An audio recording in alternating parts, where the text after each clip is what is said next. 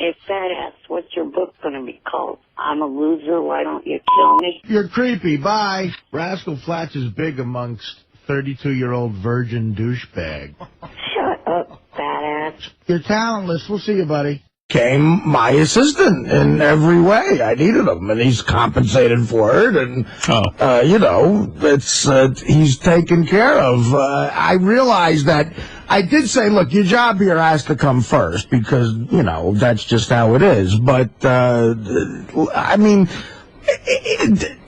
I was breaking his balls with this. I didn't really expect him to fucking think of reminding me about the wedding, and I enjoyed busting his chops. But there's times he's dropped the ball, I think, and I bust his balls too much. So here from the wrap-up show yesterday is, in case you missed it, I had missed it, and I heard these clips, and I thought they were worth playing. It's Artie and his assistant Teddy. And Artie, you know, upset that he missed the big wedding, Isaac's wedding. And right. And trying to blame Teddy for it. A little bit, yeah. Here, listen to this. I'm going to bring up something a little uncomfortable, Artie. And I have to, because you brought it up on the air this morning. I know we're all in the same room. And I'm not picking on anybody, but you do have a personal assistant. Right. So what happened there? Does this part of his job or not necessarily? I don't know, Ted. Is this part of your job? If I was asked to remind you about something, I would have. All right. Did you tell him to remind you? Because if you didn't tell him, then it's... No, well, again, he got in touch with me through Isaac to get back to him with an RSVP about whether I was going by myself or not, like about 10 days. So he was aware that I had a wedding to go to. And he gives me a schedule. Did you put that on his schedule?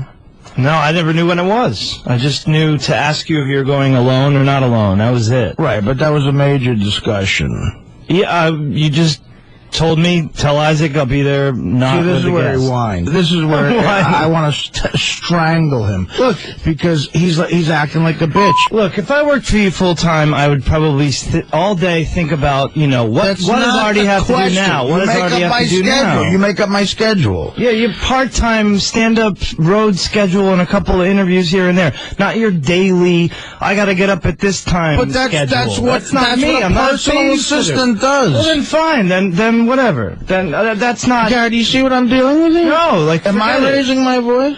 I'm done with this conversation. It wasn't my fault that you slept through a wedding. Ted is done with this conversation. That's it. So now Ted is done with the conversation, so where do I go from here? Gary, if you were my assistant... that's great. And someone said to you, could you find out if Artie's coming to my wedding alone or not? As someone who does my schedule, would you have said, by the way, when is that wedding?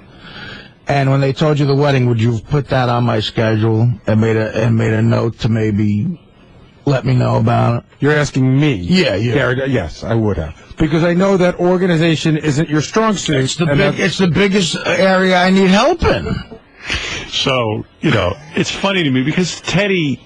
I don't think it's really been clear what Teddy's supposed to be doing for Artie in Teddy's defense. But how would you know that, though? I get that vibe that, like, it's sort of this quasi-job, like it's sort of hazy. It's no, nothing was hazy.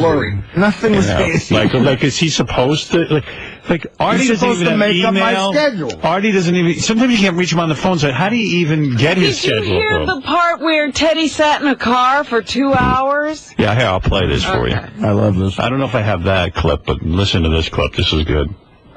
This is Artie complaining that he's disorganized, and Teddy claiming he is disorganized as well. Right, the two disorganized people. And that I get what I pay for. Right, this is great. You want to get awkward, Gary? Do you think Ted is a good assistant? No. But I've told Ted that. Right. I don't think he's an awful... I think why? Because I see times... In what areas does he need help? An area like this, I see times where Ted can anticipate your needs, and he may not do that, or he may not be as thorough, but that's because Ted's never done it before. Right. I'm sorry, Ted. No, you're absolutely right, Gary. When he asked me to do this a year ago, I took the job, but I'm just like you, man. I'm so disorganized anyway. This is not the best thing for me to be doing. So then, why would you want to become an assistant? I thought I could do it. I figured I'd get the hang of it. I didn't realize what I was getting myself into. Maybe it seemed like a cool thing to come to a few gigs and hang out. I can handle a lot of it. Answer fan mail. I can handle a lot of it. I can do a lot of it. But man, I mean, you are like, it's tough. See, I've been with Artie a bunch of times, and the one thing you don't want to have when you have an assistant is you never want to have a doubt.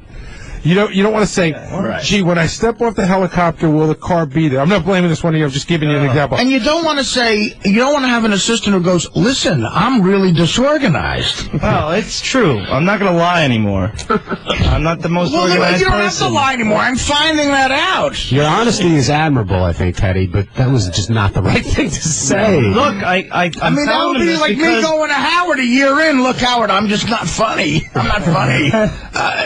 You know. All right. I get it. All right. So I maybe just buried myself. You sound like a dumb guy. I don't care because there's a problem with it. I know you're not organized. I hate the way I feel inside now. I just hate this feeling and this uneasiness, this uncomfortable.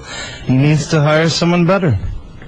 Well, I'm not even saying I would do that. I'm just saying... I think you should. You can see by blurting out that you're not organized. I know, but I don't think I have to take issue with. Yeah, and look, maybe we can work on certain things, but as far as, being as organized as you want me to be, I can guarantee you now I'll never be that organized, ever. Wow. Oh. Way to sell yourself. And then he tells Artie that he's getting what he pays for. If I gave you the 80 grand, what time frame can I expect you to get organized in? A month. So now you 4 weeks. See yourself. I quit here, right. And you become my primary focus on everything. Wow. That's it. That's it. I wake up and that's it. So you'd be dedicated to just fucking up my life. Yes, messing up everything.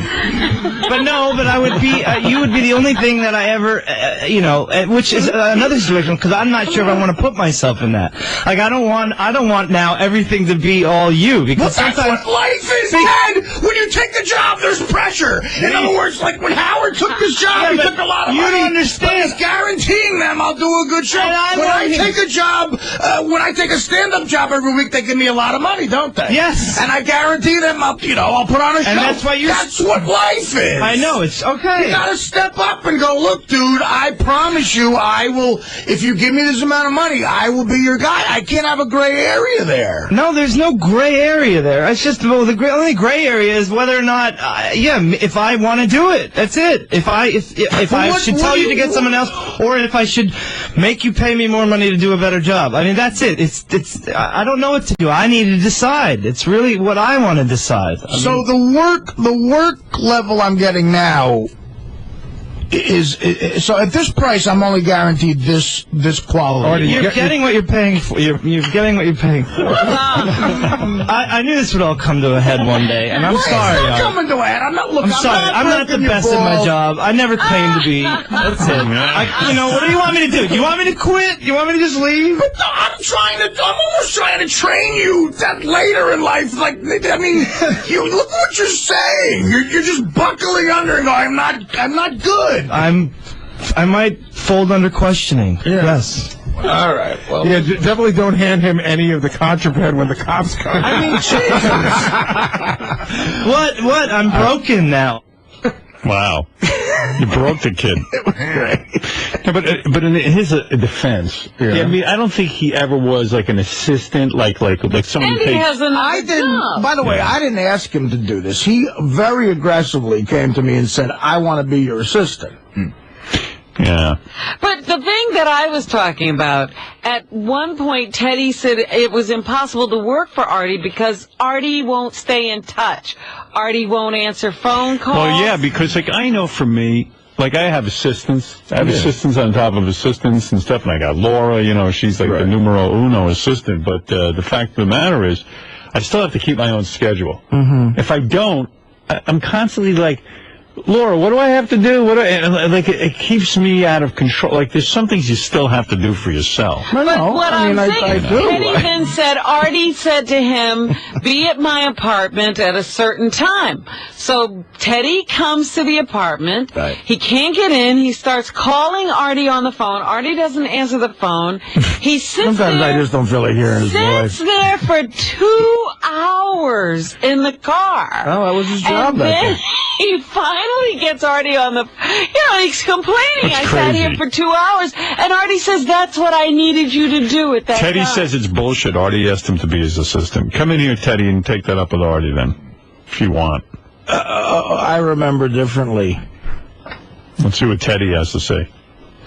Teddy, I don't have... What? There's my organized assistant. You look like a roadie That for was the Allman pretty Brothers. much the worst thing ever, listening to that back. Howard, I can't do this, like when I got put on the spot like that. No, I know. I was being a little cruel And there. I you was did ask busting me your to do job. this. I didn't aggressively come to you. You invited me to your apartment on my birthday and said, look, you know. What? Yeah, that was your birthday. Because I remember it was my birthday. Well, I mean, what does that have to do with right now? I got hired by you. No, I mean, it went from fan mail to saying, look, I could really use someone to come around. It was kind of a mutual agreement, but whatever. I mean, he was comfortable with you. And look, and I like doing it. It's just tough because he's not, like, we don't But have let me just, can I explain stuff? You're not playing, first of all, that tape was incredibly edited, and you're not playing everything there. Can I tell him what happened New Year's Eve when you worked for me? When I got drunk? Yeah. Yeah.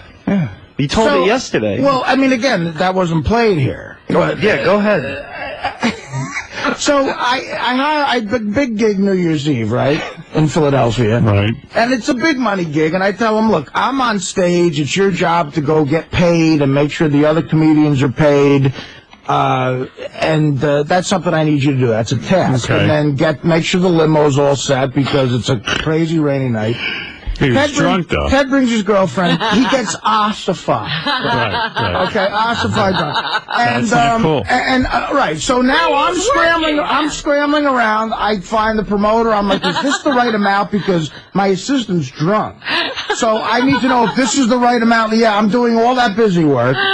And then finally, when all that's done, we get in the limousine. It's me, Teddy, and his girlfriend. Right. Okay? Now, I just want to decompress. I just did a big show, and I want to sit in the back of the limo and maybe listen to, like, my iPod and just chill out. Instead, for 2 hours, I have Teddy and his girlfriend, who are like the cast of Real World from hell.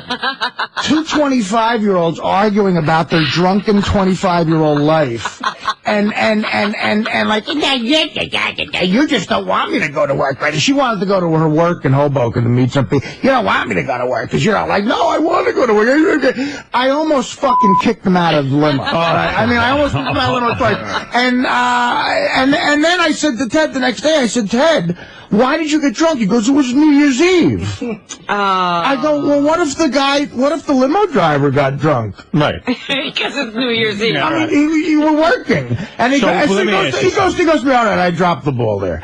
So that's one of, like, you know. So it sounds to me like maybe you're ready to graduate to someone who is a professional personal assistant. Right. And maybe Teddy isn't really wanting to go in that career path. That this was kind of a fun thing to earn some extra money. It started out kind of light. Now it's turning into a real job. You see, I like the kid. I'm actually worried about him in life. I don't know what he's going to do. Teddy, do you want to quit the job and have Artie get some professional? Maybe you're ready for a whole different level. I'm just to be, fair. I mean, obviously, I don't want, I don't want the pay cut. I don't want anything. I need, I love what I do. Would it be fair if you could just go along in this incompetent manner? It's not fair at all. It's not fair. No, okay. And it deserves better. What if he just paid you and you didn't have to do anything? Well, you see, that's what, and the other thing that bothers me is, like, it was his birthday, and I just gave him a nice gift and stuff. What do you want? You know what, and now he brings this up where you might want to quit after that happens. No, that's bullshit. I fault you, Artie. You haven't told me the job description. What is it you want Teddy to do? Well, you know, it's tasks that you would assume a personal What assistant... are they? What is his job? You know, to a comedian on the road, you know, stuff like I talked about when we're at the gig, organizing who gets paid what. Cars, planes. Making sure the car is there when it's supposed to be. And definitely putting together, at the very least, if it's not a personal schedule, a work schedule. So does he do any of that? He does, but in other words, like, enough fuck-ups happen to where I can't trust it, Howard. You know? Right, so you have to double check.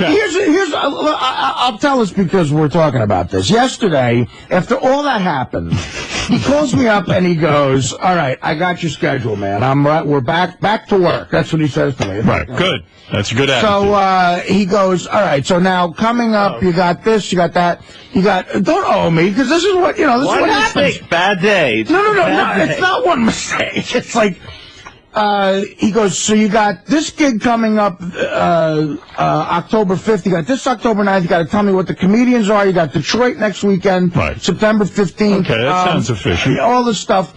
He goes, but then, dude, really quick, you know, you're doing that corporate gig. I agreed to a corporate gig on a rare, I'm doing somebody a favor. Okay. So on a rare work night, I'm going to do stand-up at a corporate party. Got it. And he goes, listen, dude, he knows those are stressful for me. He goes, that's coming up next week. That's September 12th. So we got to get going with that. And that's what he leaves on my answering machine. So I start thinking, and this is just in my head, I'm going, that gig isn't September 12th. It's October 9th. I just remember it's October 9th. Like, just my memory. You know? So now I'm thinking, did the guy call and change it to September 12th? Because, A, if the guy did that, I want to punch him in the face. And B, if Teddy agreed to change that date without speaking to me. What's wrong with him? Right, yeah. Exactly. So, I go, Ted, the first thing I say to him, I go, first of all, Ted, I got your message. That corporate gig, is it September 12th? He goes, yeah, man. I go, Ted, I really don't think it is, man. I think it's October 9th. He goes, no, I got it right here. I got it in my notes. All right. So I go, Ted, listen, just do me a favor. Check the emails. Is it October 9th? He goes, fine. I'll go. So this is the attitude. He goes, fine, I'll go through the emails. I get that. Like, fine, I'll go through the emails. All right. And he goes through and he goes, wow, yeah, it's October 9th. And how do you do that, Ted? What happened there? Like, Howard, we're talking about a difference in, like, now I'm thinking this guy called and changed the date. That's not good. A corporate gig, I have to get material and write special material. Then you start saying to yourself, well, gee, what else did he screw up? Absolutely. And then got to double check it. And this is after that happened on the air. You know? So, Ted, maybe this isn't your kind of work. Maybe not. I mean, I like the challenge in it, though, because I do good work. But Ted, the challenges may be fucking up every once in a while. These are how the phone calls go. See, you guys are missing the one key element. Ted, it's like, you gotta understand it's verbally, it's like, I'm sitting there like shaking because I'm so worried about it. But he needs you to be the responsible one. Yeah, well, how about, maybe I need some help. So I need to know. Assistant? Well, no. To figure out if it's No, I need help. Like, how about we did something permanent, like a weekly meeting, you know? Well, would that help you get October 9th versus September 12th? I mean, Google calendar. Do you have a calendar? Yeah, I use it. A Google calendar. It's like on my lap. The other thing you told me, are you sure? When the guy wrote you a note and he said September 12th is the date or October 9th is the date, do you write it down immediately? I put it right in the calendar. So how did you get I must have just got dragged up into that date. I swear. That was then he starts giving me computer stuff. Maybe you should write it down. I keep a book, a regular written. So if an assistant did that with you once and got drunk on New Year's Eve and maybe some other things that I won't even get into. No. Like, would you trust that the schedule he now gives me is gold? No. I would make my own schedule. And do you realize if in my memory I didn't realize that, I would have had to start scrambling to write jokes and then... No, it would have been a disaster. You know what I mean? But again, the other problem with Teddy is... I think you should keep your own schedule, number one. That's my thought, but you're right. I do. This is a backup. This is a total backup. The backup's got to be rock solid. It's clear I keep my own schedule because I knew the fuck up. One mistake a year, okay, but this is too many mistakes. So maybe this isn't for you, Teddy. Yeah, but they have an issue here. This is not his full-time job. And That's Artie true. needs somebody full time. The problem is, Do you want to have a full-time career as Artie's assistant? See, that's a huge crossroads because I don't know. You know, that's something I didn't come here. The problem to get a job at Sirius to become Artie's assistant. So now it's the problem is Ted's life. I don't know which way to go. Is ruled by money. Of course. Okay, but in a different, like he's got himself. I won't go into details, but he's in a corner like a lot of young people in this country. Why are you in such a corner? Well, no, I got in a little bit of credit card trouble too. Nothing crazy. Why do you live above your means? Are there things, your lifestyle? Yeah, you live above. Like I got to tell you something. I never made any money. You know, now you look at me. Oh, gee. Right. I never had any money. Never lived above my means. Right. I lived in a dive. Right. You see? Yeah. Well, I mean, I live. What is it you're spending money on? Well, I've been supporting two of us. He's got no money. I live with my girlfriend who has, Why are you with a girl who's in school and supporting her? Where are her parents? Well, her parents are here, but we just live together. That's I mean, ridiculous. she gets us somehow. Howard, he drives. How much is the motorcycle you drive? He has a brand new motorcycle. Well, yeah. Then why do you have a brand? I would never buy a brand new motorcycle with a guy with. He's broke, Howard. He's beyond broke. It's like $9 grand. $9 grand. Yeah. $9 grand is too much. That's a lot of money. For a motorcycle. Yeah, well. And when I say, why do you have that in your life? See, but don't you understand now again, look, Yeah, I like the kid too, but if he has money issues, it somehow is going to affect my life. That's do you right. understand? Yes. Yeah. He might need money in advance sometimes. He might, you know what I mean? Like, whatever happens. That's not good. And so that worries me. All right. That worries me. Marianne from Brooklyn, you're on the air. What is it, Marianne? Artie, you know, your whole life is ruled by money. You're making plenty of mistakes. The only thing you could do is make a living. You can't keep an employee. You can't keep a friend. You can't keep a girlfriend, a wedding date. And you know what? You started Teddy out with this big grand salary. Everybody was jealous. And now, once again, you want to pull it away from him. I don't want to pull it away from him. Marianne, I have given him you know how many people would have fired Teddy by now? You know how many people would have fired him on New Year's Eve? Everyone. Second chance, Teddy, Dana, your mother, Howard. My mother's in my life. You haven't fired her. That woman's gotten too many second chances. A bong hit, Eric. You're on the air. Hey now. Hey now. Artie, you know what you need? You Artie. bong hitter? Yeah, it's me. It's been a while. Listen, you need an assistant who specializes in miserable, pudgy, barely shaved, enormous face, self-absorbed, depressed blimps. Is there anybody who hasn't? Whining, selfish, pompous, pretentious ass baby. No, Is there anybody who hasn't looked at the letter on howardstern.com, Artie's letter? Hilarious. Hilarious. No, but see, that's the thing. I do, in a way. I don't need another guy like me. Right. No, Teddy you is need- sort of like So me. maybe you and Teddy have to sit down. Either Teddy takes on a full-time job, or maybe you really are interested But in you a see, the full-time problem is assistant. Ted, that's going to throw his life into chaos. No, and it's I not. become sort of friendly with him. Ted, it will do. No. You have a lot of money problems right now. That's my problem. Don't worry about it. And I can't have you sobbing sometimes about money. I'm not going to come to you and say, Well, you do, Ted. You do, and it's like other people have come to me at gigs and say, because you're my assistant, you get drinks from them. You know what I mean? Like stuff like that gets back to me. What? Because you're... But whatever, forget it. No, I mean, look. I think you need somebody definitely more professional at this. I do. I'm saying I admire the you 7 saying million that. people. No, but I'm willing to take any repercussions, and that's And a you're financial saying- one. But what are if you of course became the a full- repercussions are financial. That's fine, then. That's You fine. want me to pay you for nothing? No, but look, Art, I'm saying that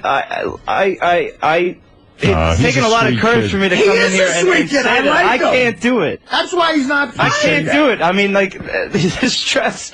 I can't even talk to you on the phone. It's like, That's the other thing. He tells me hello! You're like, you know, like, what? You know, like, Art, hey, it's Ted. I just gotta, you got the, and by this point, fuck a schedule. I don't even know what day it is. By this point, it's like, what do you want? You're like, But it's unprofessional.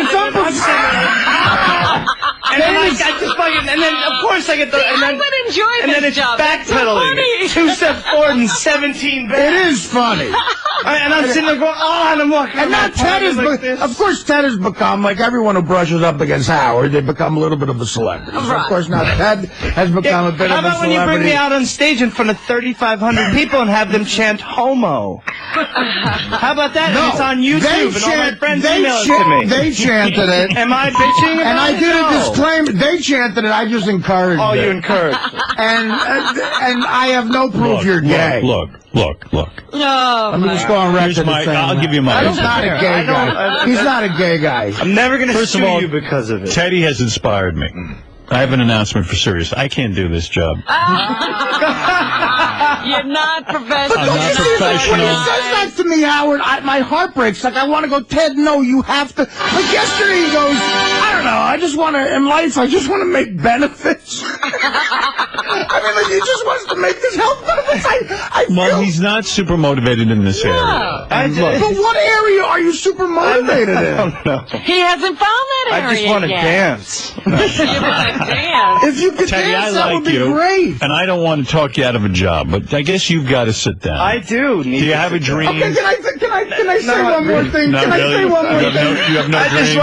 want to live comfortably and be happy. I wanted to work for you when I came here. I got that. I've gotten every goal I've aspired for. That's a shame. He's such a fuck up that he's funny, and I love him. Like in a way, it's like so we go to the Playboy. Now, first of all, look at the perks he has. Yeah. In the last year, he's that part he's good at. In the last year, he's been with me to South Beach twice. Right. I got him a room at this place, the 𝗦𝗫𝗄, this hotel down there. Beautiful. Okay, so he has the run of places like Carnegie Hall, Symphony Hall in Boston. He came with me to the Playboy Mansion. Yeah. We did, gigs in the Ritz-Carlton in Boston is where he stayed with me, and he's been all over the place. He goes, yeah. Super Bowl weekend in Las Vegas, a free room, Maybe the problem is he's living above his means because he's living your lifestyle, and then he gets home and he's looking to buy motorcycles. Well, that's the other thing, too. Right. So now the other thing, I also trust him with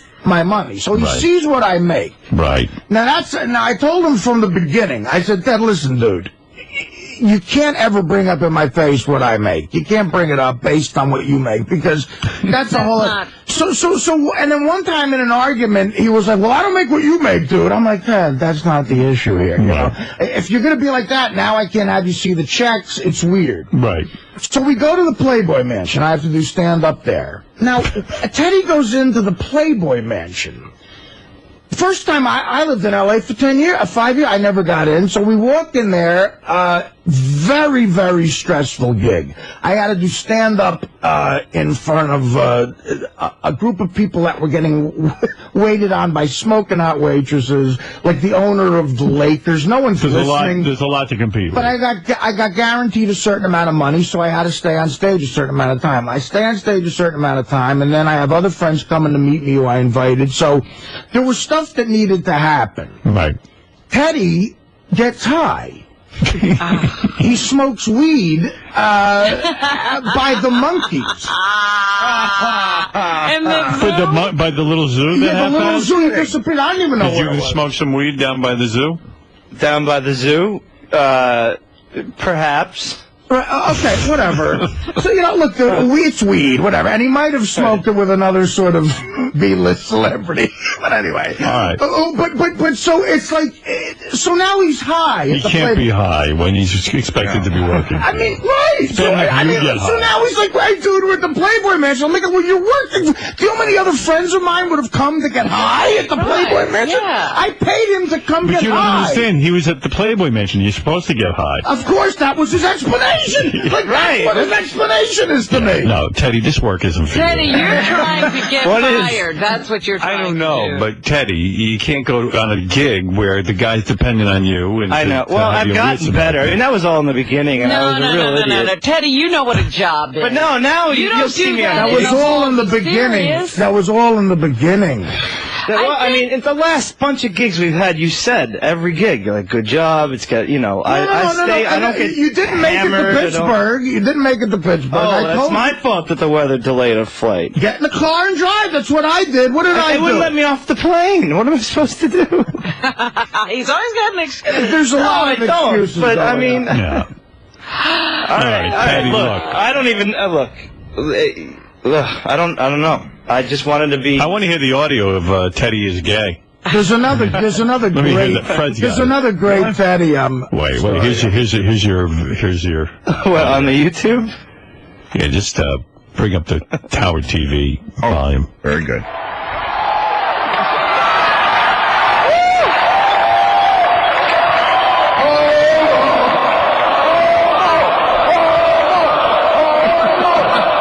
Thank you. My shining moment, everybody. That, by the way, is at Symphony Hall in Boston. Right. Well, you're big time. But you've arrived. You know, again, and it's like, but I see like hot chicks come up to him and want his autograph. They want to take pictures with him, and he's got to run a Symphony Hall in Boston. And then, okay, we go to Boston. He's got a room at the Ritz-Carlton. He invites one of his dirtbag friends, who now lies to my cousins. God forbid this wasn't my little cousin, because they'd be dead. But one of his friends comes, and my cousin goes to Boston University. So she's there with a gaggle of hot chicks. He tells one of my cousin's friends that he goes to Harvard and bangs her. Oh, no. The kid doesn't go to Harvard. Right. He bangs my cousin's friend, and I'm like, you know what? I don't know the girl that well. That's fine. And then Teddy's laughing about it. I'm like, I'm not going to laugh with you about that. Yeah, You're not my friend. It's so low rent. He's supposed to watch out. It's so low rent. Yeah, you got to take care of I'm like, were you sure he wasn't wasn't telling my cousin he went to Harvard? I heard you told Tim, Jim, and Jason the wrong time for Artie's Caroline show, and they all missed the show. Is that true? Is that true? Well, that was a big mess up with a lot. You know what? I tell everybody what time Artie's show starts at 8 o'clock, and everybody just wants to know what time Artie gets on. I see. But you know what? So usually it's a 2-hour show. You don't Caroline's changed it on me to a 90-minute show. So they changed it on you again. They changed it last second. I didn't know. It's not your fault. No, but I mean, but you have to tell people, look, that is selfish of them. Like, look, fuck you. I don't care if you don't want to see. You want to know what time Artie's show is? You get there at 8, and if you got to sit through 2 other comics, it's not my problem. Tell them that. Artie's show starts at 8 o'clock. I don't need to know what your schedule is.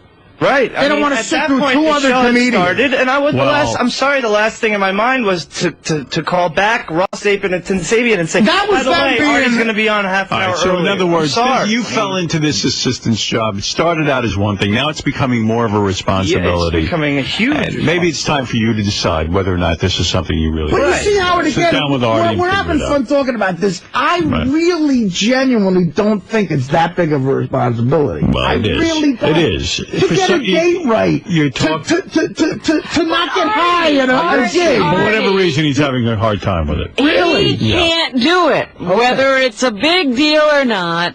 To you, it's not a big deal. He can't do it. No, to me it is a big deal. That's why I have. No, I'm not good at this shit. I'm not. Right, but he can't do it. But like yesterday when he got the date wrong, I said, so now Ted, he goes, wow, son of a gun, look at that. Yeah, I did. I pulled that up.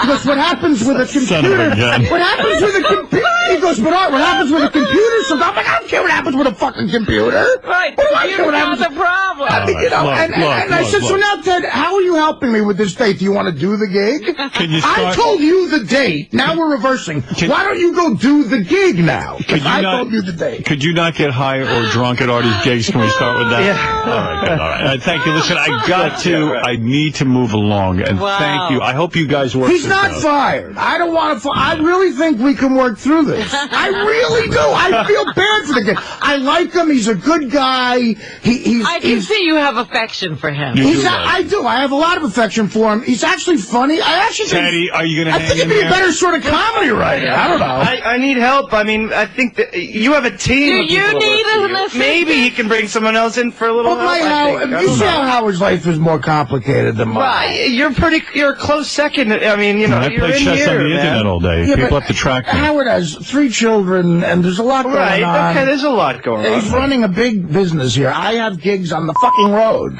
All right, Teddy, thank you. Thanks, guys. All right, thank you. Teddy, You're a good kid, Teddy.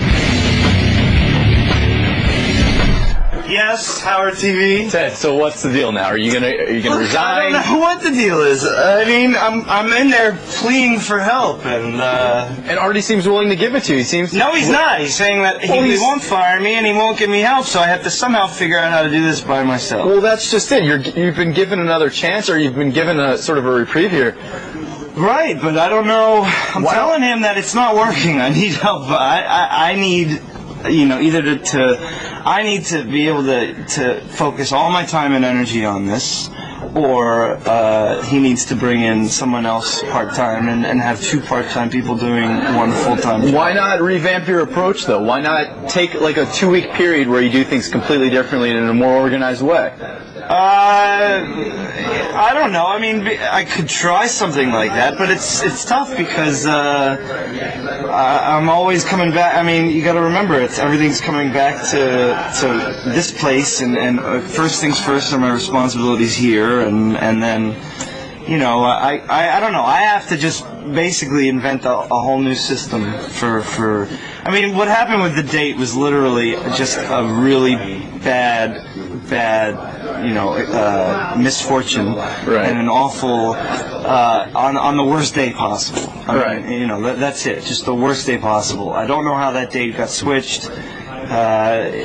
And again, I just came off looking like, I mean, if you make the tiniest little mistake, it's this big when it reaches, you know. Of course, but it seems as if he'd give you, you know, a free pass if your whole approach was more organized, and you've admitted that you're disorganized. I'm just, look, I've had a system. I've tried different variations. Ultimately, it's impossible when I can't get through to him, I can't communicate with him, and weeks go by where I don't even talk to him. And then by that point, so much stuff gets backed up that I don't even know where to begin when I do get in touch with him. And you tell me, you know, someone has an ironclad system for that. Right. No, there are difficulties. You know, I can see. You give me an ironclad system for, you know, not speaking to someone who's got, you know, I need to talk to him every day, and I talk to him once a week, and if that. Why not stop him here at the show? For 36 hours. You've seen us in the hallway trying to. I try to bring him stuff, but it's not the best place for him to talk about stuff. He's, you know, been up since 4 in the morning. He's exhausted, and then the show's going on, and it's hard to talk to him out here. Artie, I got to take umbrage with you for one thing. Howard, you're being wrong. Can I tell you why you're being wrong. why I'm right? You're coddling him. No, I'm not. Because I'm going to tell you something. Whatever. All right, hear my point of view. It's really fucked up, man. No, I hate you, Ted. Yeah. No, Artie, no. Artie, stop it. Artie, stop it. Teddy. Stop it. Whoa. Artie, no. Artie. Go! Now, close the door! Jesus Christ, you people are crazy! Steal my fucking money today! Oh, wait a second. Wow. I can't tell. Why are you bringing this up? Look at this. You can't hold No, on. Artie, stop it. Jesus Christ! Oh. What the F is going on here? I don't know. Good morning to you. Colton, you're on the air. Good morning. We're back live. Hello? Yes, Colton. What can I do for you? Yo, I just want to make sure Artie's back. You want to know if Artie's back? Well, I'll reveal that later in the show. I've been dying all week. I'm going to tell you everything that is going on. Greg, you're on the air in West Haven, Connecticut. Yeah, Rob, same thing as that guy. I want to know if he quit or what. All right, let's go to... Well, I'm here. Robin is here for those of you who were worried she quit too. Matt, you're on the air. Hey, Howard, what's up? I love you, man, but I listened to that fight a couple times on YouTube, and I mean, Teddy kept asking to leave, and you just kept prodding and prodding. Oh, it's your fault. So it is my fault. Artie did accuse me. I knew it was somebody's fault. Yeah, I knew it was my fault. Somehow it's always my fault. Let's go to... If you're in the room. Let's go to Mark. Mark in Chicago. Go ahead. Hey, I don't know. I mean, if he is back, why does he get second? Chance after chance after chance. I mean, look at this guy's track record. He's fought with Dice, Levy, Richard Sal, High Pitched Mike, you. Well, I'm not going to tell you if... How many chances does this guy get? I mean, there is a double standard here. I'm not going to tell you... It sounds like a triple standard. I'm not going to tell you if Artie is back or not, but I did have a conversation with him during the week where he told me he's not a violent guy. Oh, you're kidding. That's right. Well, so how is he having all these fights? I don't know why he's having all these fights. Let's go to... Kevin. For a non-violent guy. Kevin in Brooksbury, Pennsylvania. Yes, Kevin. How we doing? All right. Artie is back. I know he's back. How do you know that? I know. How would you know? It's a psychic. I heard the laugh. You heard his laugh. How do you know it wasn't Fred playing a sound effect? No, I was him. Artie always laughs on the punchline there, and I heard him. He's back. How do you know it wasn't Fred playing a sound effect? No, it's not Fred. Fred, play Artie's laugh to prove that you were doing that. Fred is good. There he goes again. He just played it again. There you go. There it is. Play it again. See? No, he's back. Please, God, I hope he's back. Hey, guys, it's the first time I ever got through. I love this show. Thank you, Kevin. I got satellite just for you guys. This is the second time I've come out to my car at 6 in the morning. The other time was 1906. Thank you. Oh, nice. All right, Kevin, thank you. I will reveal whether Artie is back in just a moment. Vaughn, go ahead. You're on the air in San Jose, California. Yeah, hey, Howard, I know Artie's there, and I'm going to say this. Artie, you need to make a proper commitment to the show. Enough of this goddamn stand-up. It's getting in the way of the show. You use the show to sell out your stand-up and play bigger venues, but then doing those shows interferes with the show. There's that laugh again. Is that real or is it Memorex? Let's go to Brian. Brian in East Setauket, New York. Hey now. Hey now. I want to know if we'll ever get to see that fight on Howard TV between him and Teddy. All right, so here I will reveal to you now. Fred, give me a drum roll, because we left you with a cliffhanger on Thursday, a week ago. Artie, if you are here, are you back on the show? Oh, here's that laugh. Wow. Yes, I am here. You are here. You are sitting here, which is a miracle, actually, because I will tell you, I never thought it is a miracle. I never thought you would be back on the show, and you're clean shaven, and you're here, and I'm happy about it. Yes, thank you. Now, Benji, so am I. Benji, when you were last with Artie, you were restraining him, weren't you? No, sorry about that. Benji actually held you. Were you the main guy who held Artie back? Who was holding Artie back? Teddy said Ronnie saved his life. Well, Ronnie came in and got Teddy out, I think. That's how it went. But Benji gave you the first tackle, but you got past him. I was just trying to slow down a little. Well, yeah, Benji was the first obstacle. What, did you throw a body block or something? I don't know. I don't remember. I don't know exactly. You did get past Benji. I was surprised. But Benji slowed you down somewhat. Yeah, Benji is, he's like that linebacker who Earl Campbell crushed that one time. Right, he sacrificed it. Benji was already hard to restrain. Well, I think I was more, like I said, I wasn't like a restraint as much as just trying to slow down. And you put your belly in his way. Yeah. We had contact. Our bellies hit. Which, I'm surprised there wasn't a fucking earthquake. Artie, before I play the massive amount of news reports about this and go into exactly what happened and talk about this, are you wanting to make a statement of some kind? Do you have anything to say? Do you have any? Listen, I was waiting for you guys to ask. That was wonderful. right, I'll go into the story. Before you make your statement, why don't I go into Well, I mean, but the only thing I want to say is that, of course, I'm sorry. Very, very sorry. It's all my fault. It wasn't anybody else's fault. It wasn't Teddy's fault. It was my fault.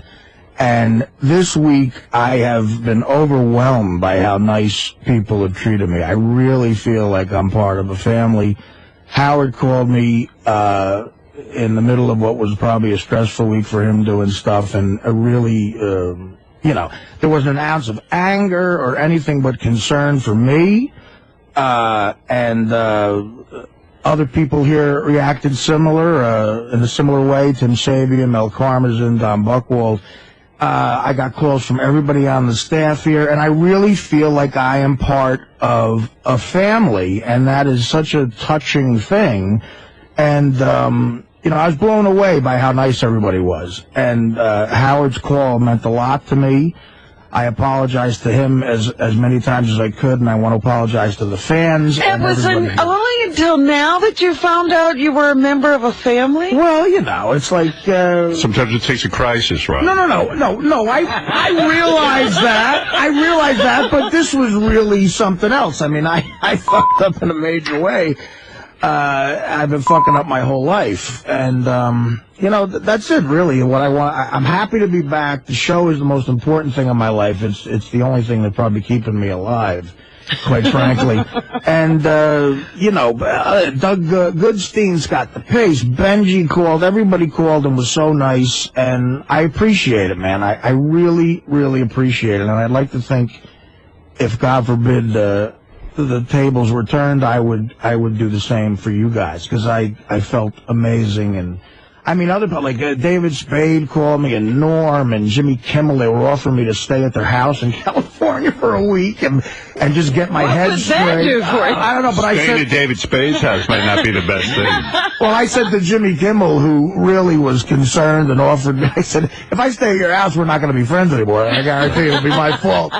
But, so it was just amazing. And the big thing, though... Maybe you want to stay at David's house then. Well, what I want to say is Teddy... it's not his fault. He's a good kid. He's not stealing money from me. We have money issues. That was something you said in the heat of the moment. Yes, that was in the heat of the moment. And Art, what do you kid think is not a thief. And Art, what do you think happened? What happened? Was it just a bad day for you? As you explained Were to me you on the having phone, a bad day? You were supposed to be going to Amsterdam that night. Well, I was surprised, actually, and maybe it was partially my fault in the sense that I said to Artie, I don't know, I was just, how can it be your fault if you don't know what Artie's going through? Well, that's the other thing. So many people accused me of instigating this, and I said, well, we always all fight on the air. As the host of the show, you're probably, and the most famous guy, they're probably going to go for the juiciest thing. And the other thing is, that's the other thing I want to say. In no way do I feel it's Howard's fault at all. I said a lot of things when I was mad. I know you don't give a shit about stuff like this, but it's the one time I actually used my publicist for something important. I got back from Amsterdam, and I saw that Page 6 had run a couple of stories 2 days in a row, and Daily News, and the main part they said, Lange blamed Howard for the fight, and I felt terrible. So my publicist was able to get something in Russian Malloy that basically said the truth, that I feel I betrayed Howard. He gave me a chance. I have a bad track record. I promised him it wouldn't happen again, and if anything, Howard was nice to me to give me another shot. I love him, and I'm sorry. And they got that in the paper, but they did. Yeah, they did. Yeah. Russian Malloy took care of me, and I appreciate that. And that's how I really feel, And have you spoken with Teddy since the incident? Yes, I called Teddy. And I basically said what I said here. I said, "Look, Ted, man, obviously." And he knows from touring with me for a year and a half. He knows I'm nuts. And I said, I don't have any excuse. I'm sorry, it's not your fault. Please, under no circumstances, quit your job. It's serious. I would feel terrible about that. I'm the one who should leave if anybody. He was thinking of quitting his job. Well, he said that on the air. Well, afterwards, after the incident on the air, I spoke with Teddy, and Teddy was feeling so horrible. He said, if I'm responsible for Artie not being with the show, I don't want to be here anymore. I'll leave. And I said, Teddy, no. You did nothing wrong. You are absolutely welcome here. You're thinking backwards here. Artie, you know, Artie. And he did nothing wrong. He did nothing wrong. I said, this is something that has to be worked out between you and Artie, I suppose, or not, but you did not do anything wrong. And there's no way I would ever stand for you leaving here. So that was... Well, that was nice. I'm sure he needed that from you, too. That was nice. He was shook up. I finally got a chance to hear the West Coast feed after a few hours. I talked to some people. I talked to a shrink that I deal with sometimes. And, you know, I heard Robin say, obviously, you know, there's the A.J. Benza thing, and there is a double standard, and... Gary came in and said, this was funny. I thought the example, Gary. AJ wrote me and said, hey, can I be interviewed? You know, did he really? Yeah, he goes, come back now. Yeah, he goes, I should be given a second chance, too. Well, then AJ actually made contact with the guy. Well, I said to him, yeah, I guess you definitely call in because, you know, it would be... And all doors are open, apparently. Evidently. Yeah, well, and you know, Robin's point was well taken. I thought she was right there. And Gary came in, the example he used was, look, what if one day Joan Rivers says something and he starts beating her up? That's right. I said, I'd like to think, I called Gary and I said, Gary, your point was well taken, but I'd like to think there's something inside of me that would not beat up Joan Rivers. Well, in all seriousness, you know. I'd like to see that. That'd be funny. Well, let me tell you about my side of this thing, because what happened with me. Right. So, of course, Artie and Teddy got into their thing on the air, and it was best that Artie leave the studio. You were in an agitated state. I never saw you so crazed. You know, your eyes were popping out of your head. Did you see Jason Reitman when you left? No. Oh, Jason did see you. He did? He tried to talk to you. He tried to talk to you. And you were so... He had you in mind for the lead in his next movie. Howard, I got to tell you, just the last thing before you talk. From the time that I said I resign, and you know, I didn't know what to do, and that was more emotion than I've ever had in my life. I was so emotional. Right. And like even just like trying to give you a hug or something and then leave and really tell you that I love you, and you know, it's just I fucked up a lot in my life where I end relationships badly. I always told you guys. Right, you always do that. That's what I thought this was. You wrote the script. You said it would happen exactly as it did. Yeah, I mean, if I could tell you, I mean, I wasn't obviously nearly as famous back then, but if I had the notoriety I have now when I left Mad TV, forget it. That would have that was even worse. I took a swing at a cop. But after I took a swing at a cop with an 8-ball of cocaine on me at 11 a.m. in Hollywood. But from the time I sort of hugged you there and went down into the elevator, I was almost in like an emotional blackout. I really was so crazed. Wow. And I felt so horrible that I had once again fucked up my life, or at least put myself out there, you know, on the air, places. I hailed a cab immediately, and there's 2 cops who walk a beat around here, and they're great guys. They're fans of the show, and they were in their squad car, and they followed the cab that I got into. Thank God. And they pulled up. Again, everybody was so nice. They pulled up at a light and said, "You all right, man? You need us to do anything for you? You know, we love you." And I was like, "Nah, you know, I'm an asshole." You didn't go to the Brooklyn Diner? No, that was wrong. We heard you were spotted eating ferociously in the Brooklyn Diner, and I'm not kidding you. You're kidding. He went down and ate? Really? That's what we thought. Yeah. Eating ferociously was accurate, but it wasn't the Brooklyn Diner.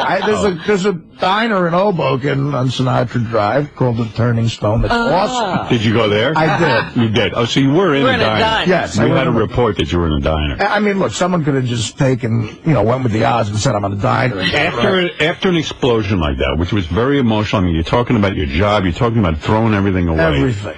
What did you eat? I gotta know. Yeah, what do you eat at a time like that? I had a mozzarella omelet with sausage and... Most people might not be hungry after something like that would happen. It's the epitome of comfort food. You had been eating all morning. I'm surprised you had an appetite. Now, what kind of bread do you have with that? Getting by Benji works up an appetite. You got by 4 guys. What do you have with that? What kind of bread? Yeah. rye toast with butter and jam. Oh. Did you have any drink with it? Or? I had 2 chocolate milk. Oh. I love Diner chocolate milk. I love it. It's so great. It's with the syrup and everything. Yeah, they make it with Jay's syrup. And I love that milk thing where it comes out like ice cold and I had and did coffee. you have a dessert? I had no, it's some breakfast. pie? Yeah, you don't eat. You don't eat dessert pie with breakfast. I had, but I did go to Starbucks and get a chocolate chunk cookie that I heated up. Oh, you did. All right. And plus, I got to get on a plane now. Like, you know, be in the bathroom for 8 hours on the way. A lot of people were surprised you even went on the trip to Amsterdam. Yeah, that was speculation afterward. Is he going to Amsterdam? And I had gotten a report. Gary was giving me updates whenever he heard him. He said, Artie was spotted in the airport. Teddy is there, too, but they're not talking to him. Well, I got to the gate, and, the trip to Amsterdam took on a whole different life for me. It became like, well, shit, thank God we have a week off, and I'll be out of town, you know. And like, you really needed to get out of town. Yeah, out of the country, and it was a beautiful hotel, and this amazing service there. I had advised Teddy not to go if you were going, because I was afraid for him. Yeah, you know, look, it's like, I'm sorry, you're totally justified in thinking that, but I feel so bad that someone actually thinks that I'm that much of an asshole. But I guess there's examples that, you know, go against me thinking that. Right. So I saw Teddy. What happened was like, look, I saw Teddy and I made eye contact with him as we were getting on the plane. We were sitting far away from each other on the plane, and I said, look, it's too soon to start a conversation. I didn't want it to go, you know what I mean? Like, I had to think more, and I don't want him to think I wasn't talking to him because I was still mad, but I had to think about what I'm going to say because I don't want it to be the wrong thing and start something, God forbid, in the airport. So, in the plane. I don't know. To me, I don't know what's going on with our stock, but to me, I think everyone has Sirius that I've ever met. Yes, people at the airport. God. Everyone knows. Airline attendants, they had all heard it. Like that, they all knew what was going on. Right. I guess maybe the computer or something, but and there was no hiding. I got to Amsterdam, and I pull up to my hotel, and there's 2 guys, they're Americans. I don't know if they live there or not. I'm walking in the hotel, and they go, dude, you fucked up this morning, man. This is in Holland. They stream on the computer. I mentioned that to Howard, and you were like, maybe they stream on the computer, and then, but I went in and I just relaxed. I didn't see Teddy the whole trip. I did get together with the guys, to walk around, but. I heard with all of the guys or just some of the guys? Well, there was 20 guys, so they were all spread out. I just happened to, I took a boat to their hotel, a gondola. And, did you have dinner with Teddy that night? No, I never got a chance to have a meal with the guys. We walked around for a few days, and I just stayed to myself. It really was cathartic walking around. It's such a beautiful city. It is a beautiful city, but what do you do there alone? Yeah, well, what about the whores and the drugs? I did. I went. Yeah, I mean, did you imbibe in whores and drugs? I didn't do any of the H's that I love, heroin or hookers. Really? Yeah, because I'm not going to do heroin. I mean, heroin would have been so. No, but I meant the hookers. Well, I took a boat tour, and we went to the red light district. And apparently, if you pay a boat guy $40,000, he'll do whatever you want. The dollar really sucks. I mean, it's insane to go. This is such a Florida hooker. Yeah, such euros. There are a lot of places in America now that are taking euros. Really? Yeah. Yes, You're kidding because me. they're stronger than the dollar. I brought some back with me, so we stopped. We docked the boat at the red light district, and I walked around. And Phelan had the same observation. The culture over there, they're in like these whores are in like little lockers in windows, and they're just. And we were there. My guy. I heard they're not I didn't that get a hot. hot batch. Yeah. Because it was the time of day. He said, like, look, at night, about 9 o'clock on a Friday, you're going to see some hot chicks. But he goes, you go during the day, it's frightening. This was like a Wednesday afternoon. Some of them were old. Yeah. They looked like grandmothers with their tits hanging to their knees. I told you, we walked out. There was a woman Must have been 87. Really? Yeah. And 87. One leg in one corner of the window and one leg in the other corner of the window. Well, that's inviting. But, but I was thinking to myself about these old whores. The one thing that tempted me was they probably give an amazing blowjob, I would assume. Well, they've got to try very, very hard. They must really put out. Plus, it's their profession. So I walked around the red light district. I didn't partake in anything. But when I met the guys one day, we walked into a cafe. Jason and his brothers, who were really nice guys, Phelan and Shuley, and I smoked a joint. Mm-hmm. And I gotta tell you, man, I didn't notice how strong it was, but it was such a smooth, it was fantastic weed, I guess, because 3 puffs I was feeling all right, but like in the Jimi Hendrix song, "Are You Experienced?" Not necessarily stoned, but beautiful. You had that. I was beautiful. Wow. I was beautiful, and I all my troubles. You didn't get paranoid on the pod? No, and I had the same reaction you. I've had my worst experience with drugs. The hard drugs I've done was with weed. Right. In L.A. Right. Crazy chronic shit or whatever the fuck it is. But I smoked this joint, we shot some pool, and look, Amsterdam, they're not violent people, and I'm sure, legalizing weed is the right thing, but there are a lot of people who sit in these cafes who are about 42, who look like they might have had a shot, and they're just staring into space. You saw guys who were going, God, I came here to be an author, or a singer, and it just didn't work out, Right, there's a lot of, looks like lazy sort of people hanging around. It's over for them. Yeah. And at that point, I related to them. Now, while you were in Amsterdam... So I walked back to my hotel, which was a little bit of a walk, and you're going to love this, because this was my favorite part about the culture over there. These guys will attest. I was beautiful. I left. I said, I'll try to call you guys later. I walked back to my hotel along one of the canals. And I found a place for pancakes. It is the capital of the world for pancakes. What makes these pancakes so great? The guys have all had them. They're big, they're light, they're fluffy, they're unbelievable. You're talking about these big giant pancakes, and they're loaded up with a whole plate full of one pancake. Right, but in New York, it's almost like they're coming off an assembly line. These are there's a fat old Dutch woman making you this. It's rich with butter and syrup. So are there apples in it? Is there chocolate? You can get all that stuff. You can get everything on the side. I had butter. Just butter. Butter. Extra butter. Yeah. Butter pancakes. Butter pancakes, and and a couple of eggs. And the eggs over there are really yellow and orange almost. Nothing's added to them. Yeah. So I sat down, and if you could imagine, any pothead would think after smoking weed like that and walking a little bit. How much weed did you smoke? An enormous pancake. Did you take one hit or many? I took I shared a joint with a couple of the guys. I probably took about 6 or 7 hits total. Wow. So you were flying. Yeah, I felt really good, and I walked it off a little bit, but God, it was just it was fantastic. Did you hear any music? Did you have your iPod with you? I had my iPod, and I was listening to that. And you're by yourself eating pancakes. I went by myself. I got an enormous pancake, Howard. I had, syrup was dripping, and I was so happy. And these people know this, because everybody's a pothead. Right. It was I'm such a typical arrogant American. I didn't try to slow down my accent.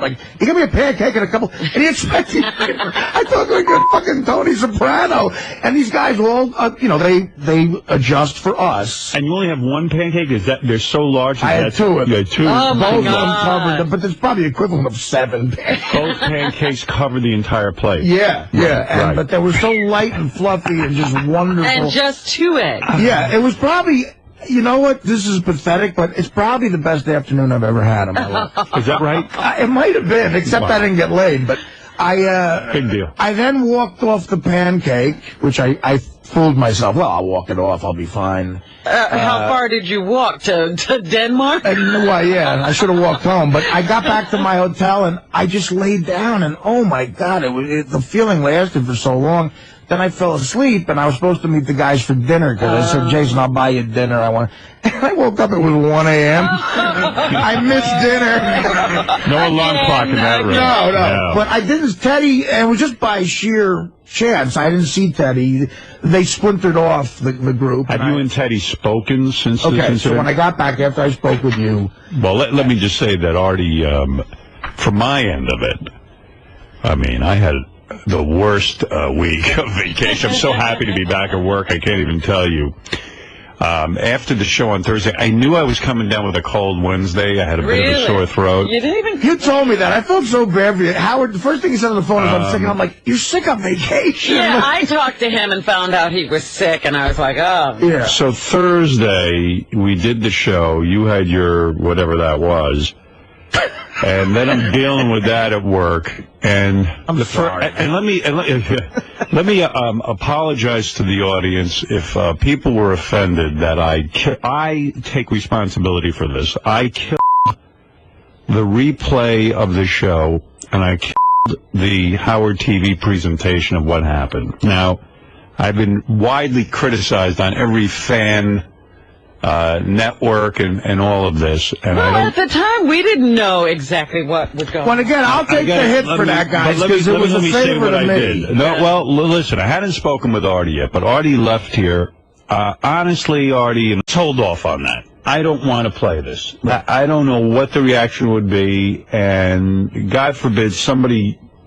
What if Artie goes to a hotel? I really was afraid you were going to go kill yourself. And you don't want it playing for a week. Well, let me explain something, because we never actually talked about how I felt about that. I said thank you, but I got to tell you, for the record, you did the right thing, because I was dreading, I didn't know about it, and I was on the plane, and I looked at my watch, and I'm going, God, people are hearing this again right now. That's what I was afraid of. And I really, at that point, it would have been rough for me, man. It would have been. So, and it was a favor to me, and I appreciate it. And for the record, you did the right thing. I'm not going to sit here and go, oh, dude, you could have played. That's not true. If you did, I mean, obviously, I made my bet. I got to lie in it. But you did the right thing there, man, because I was freaking that people were hearing. Yeah, I was really just trying to picture...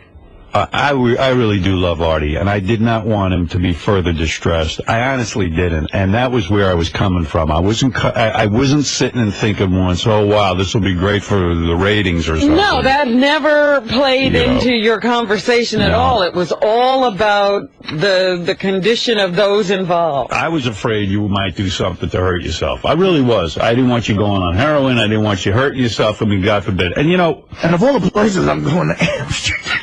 So we were all concerned about that. Let's take a couple of calls. Dominic Barber, you're on the air. 2 things. Number one, I'm talking to somebody, and I say, well, did he land yet? And the person says, you mean the Pope? I said, no, Artie. The other point with Artie is that all of us were waiting to hear if you overdosed in heroin, in Amsterdam on heroin, because all of us were saying, oh, he's not going. Then when we heard you went, yo, he's going to take heroin. I know he is. Am I correct that you got high and ate pancakes and we had to worry about your life? Yeah, I know. Well, I got pissed because I was having a miserable day, and then I heard Artie got on a plane to Amsterdam. I'm like, why am I feeling so bad? Well, what was weird for me is that now I get this horrible sore throat and swollen glands, and I'm sick as a dog, and just bummed out. And I wake up. I went to sleep, and I woke up, and then there's like a bunch of phone calls from Artie, and he's about to get on a plane to Amsterdam, and he was just basically saying, look, man, it's over. I thought it through. It's the right thing to do because, I don't want to put the show and put you in an uncomfortable spot and all this kind of stuff. And he left me 4 rather long messages. I'm sorry. Yeah, they were very long. I still have them, by the way. I haven't looked at it again. Yeah. Did he run out the memory? Yeah, he kind of did. But I just didn't know what the to do. So that was the only reaction I had. I got to somehow say I'm sorry. And I appreciated the phone calls, and I went, I should call Artie, but he's probably about an hour or 2 away from getting on a plane, and I can't even talk at this point. My throat is on fire. I can't. And I just said, when Artie gets back, I'll let him go chill out, and I'll call him. So I heard you were back. I had heard through Gary that you had come back. And I called Artie, and I said, Art, look, you know, how you doing, and all that kind of stuff. And you talked to him personal.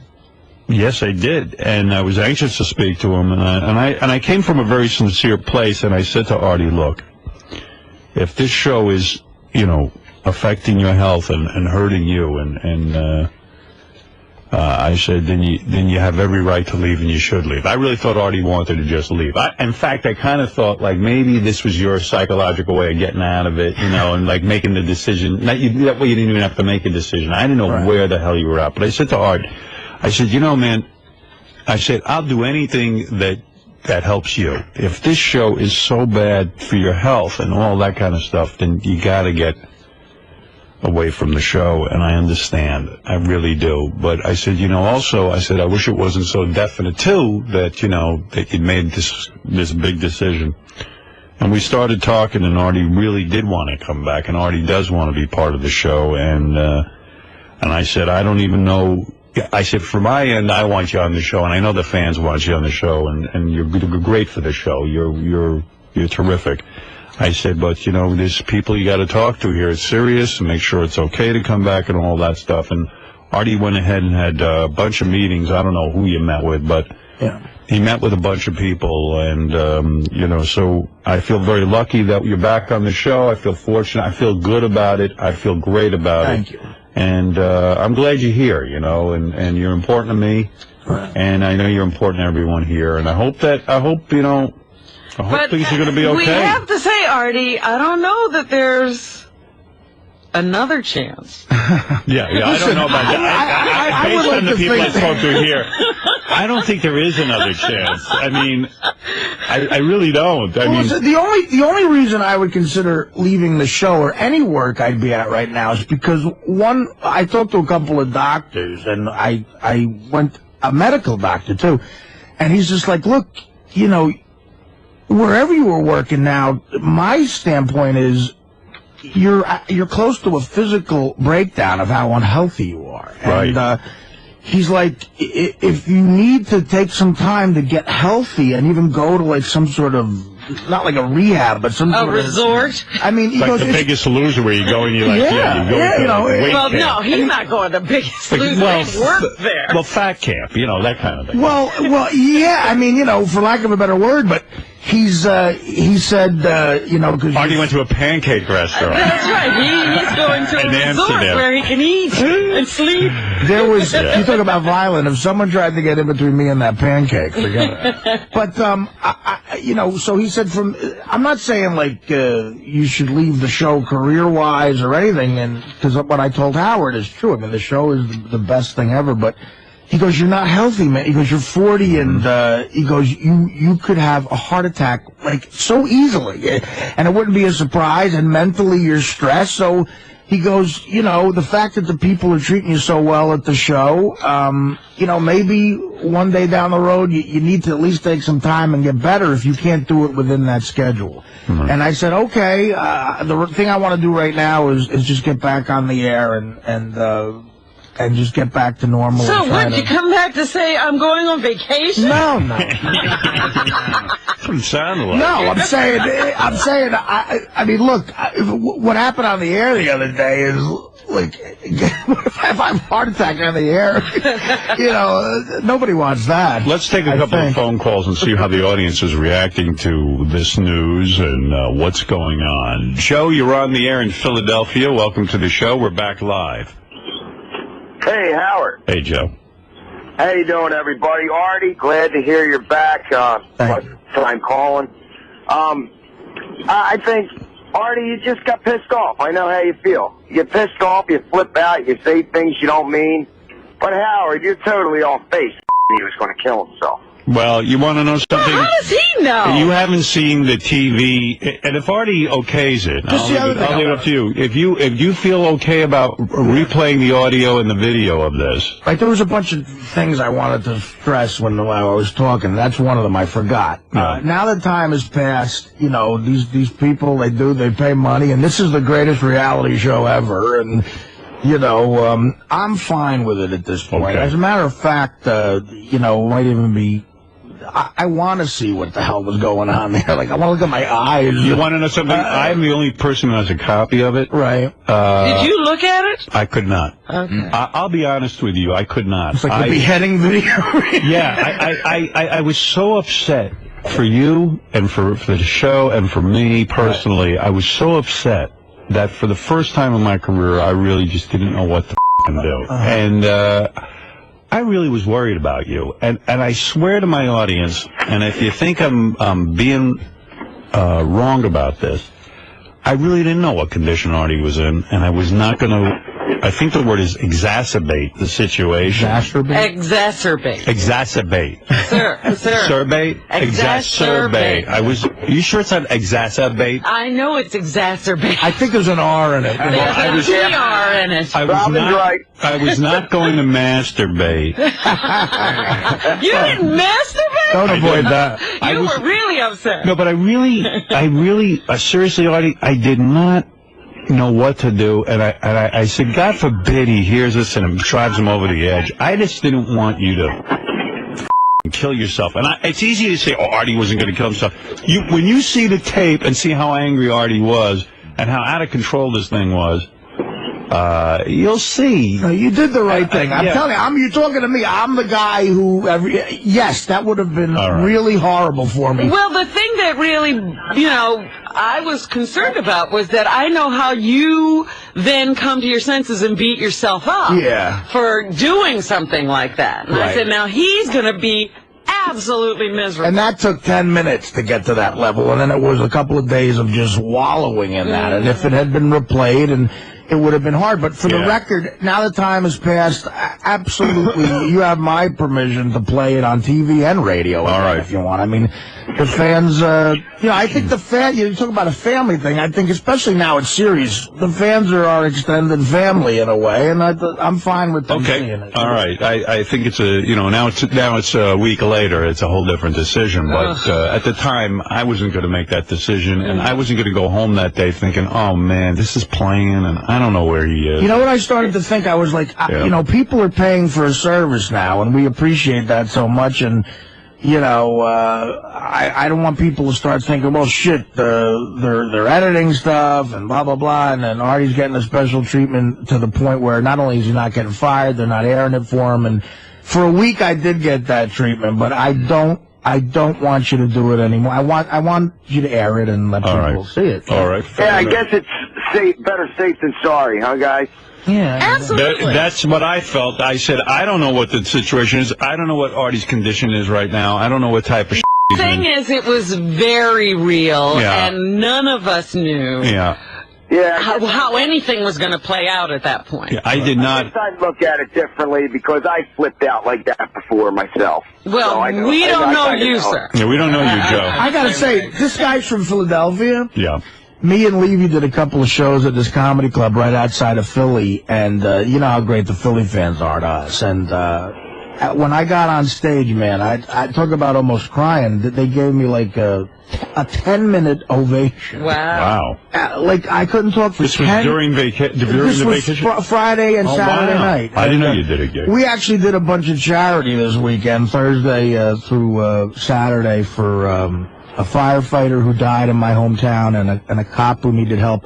And, man, the crowds were so nice, but, God, Philly, man, a 10-minute standing ovation. I almost started to cry. Wow. And it was a packed house, and that's just, what I realized was, I always knew this, but I think, you know, I'm so happy that Howard let me into this world. It's a great place to be. When I get off a plane in a city, I feel like I have like 20,000 best friends there, you know. Right. And I'm so appreciative that you let me have this, man. Like that's the other thing I told you on the message, and I feel I screwed it up. I've been a part of a big family that's so loyal and great, and I always said you were throwing it away, and that's what I wanted to say to you. I said, you're throwing away a lot, man. You really are. I used to have arguments with people even before I got on the show. People would talk about, like, what's an A-list star, what's a big star. And, like, I remember actually me and Norm Macdonald were arguing that. We said, I think Howard's more of an A-list star than Brad Pitt. They're like, why? And we would go, like, there's no way Brad Pitt's fans love him as much as they love Howard. You know what I mean? Like, there's that. I said, just look at that book signing, man. That ain't happening to Brad Pitt.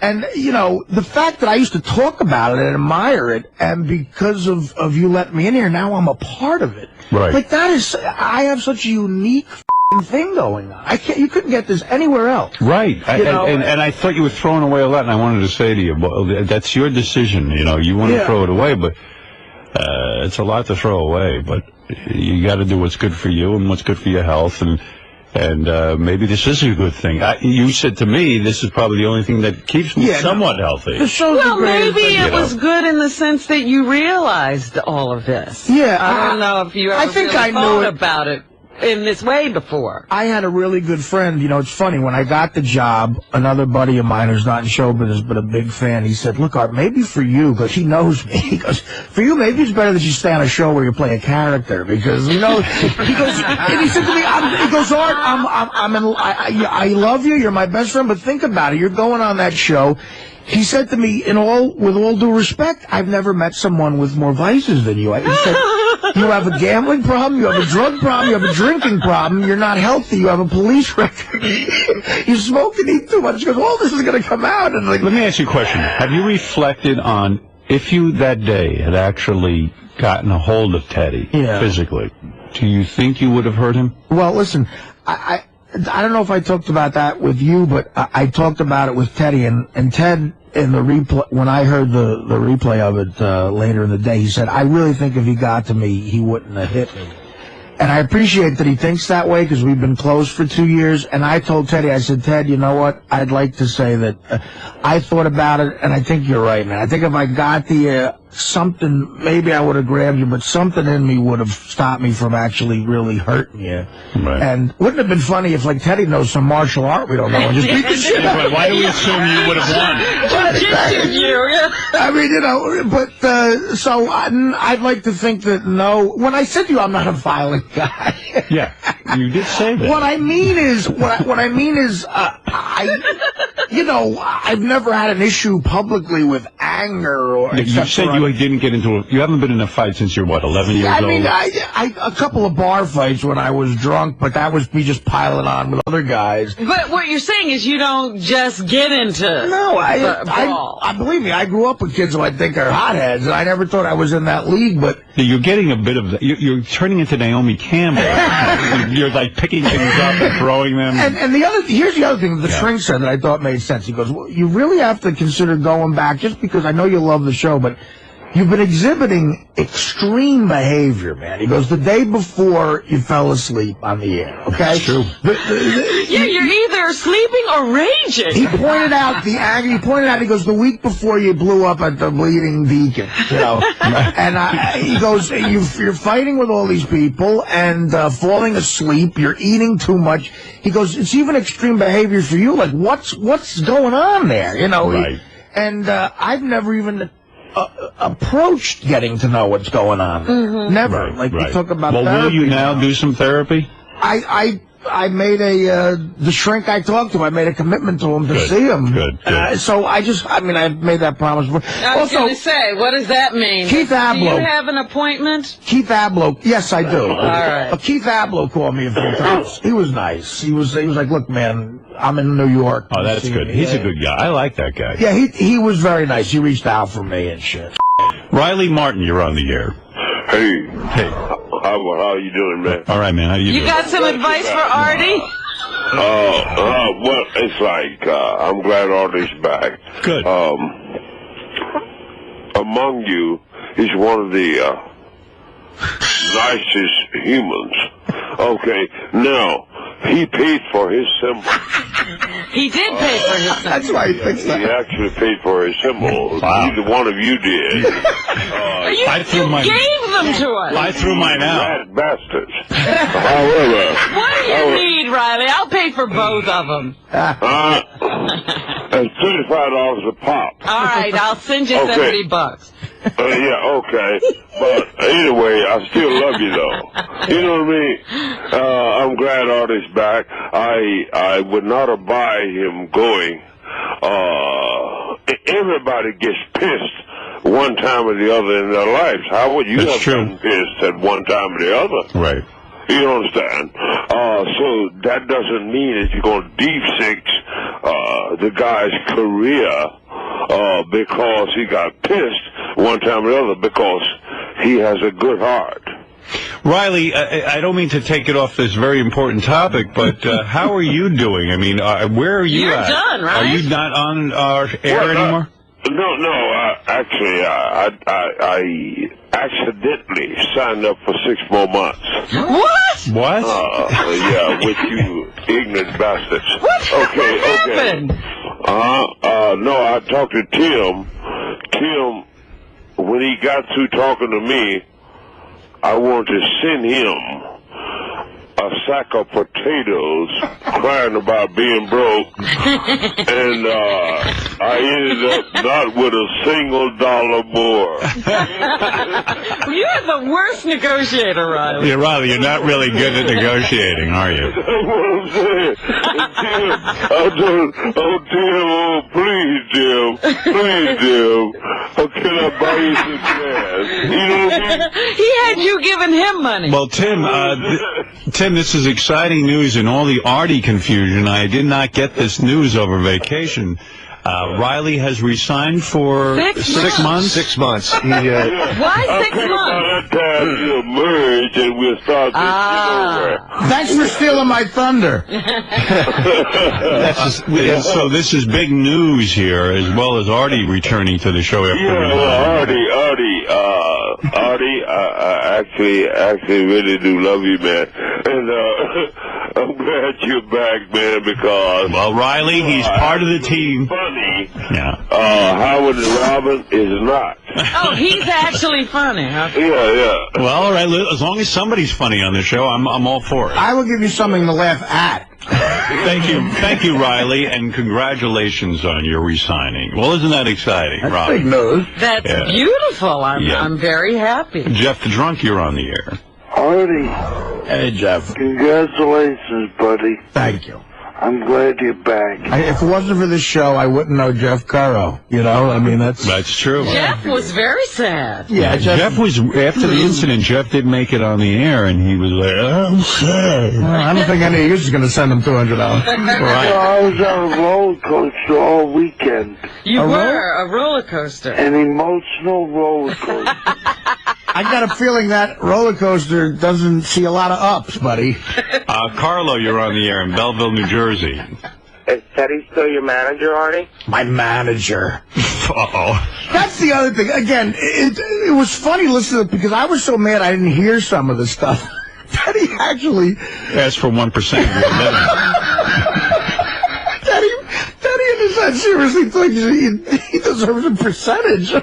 Listen, Teddy does more for me than jerk-off agents and managers, but I said, Ted, listen, that's not the way the business works. I don't know what to tell you. That seemed to set you off to a new level when Teddy said he wanted 1% of your income.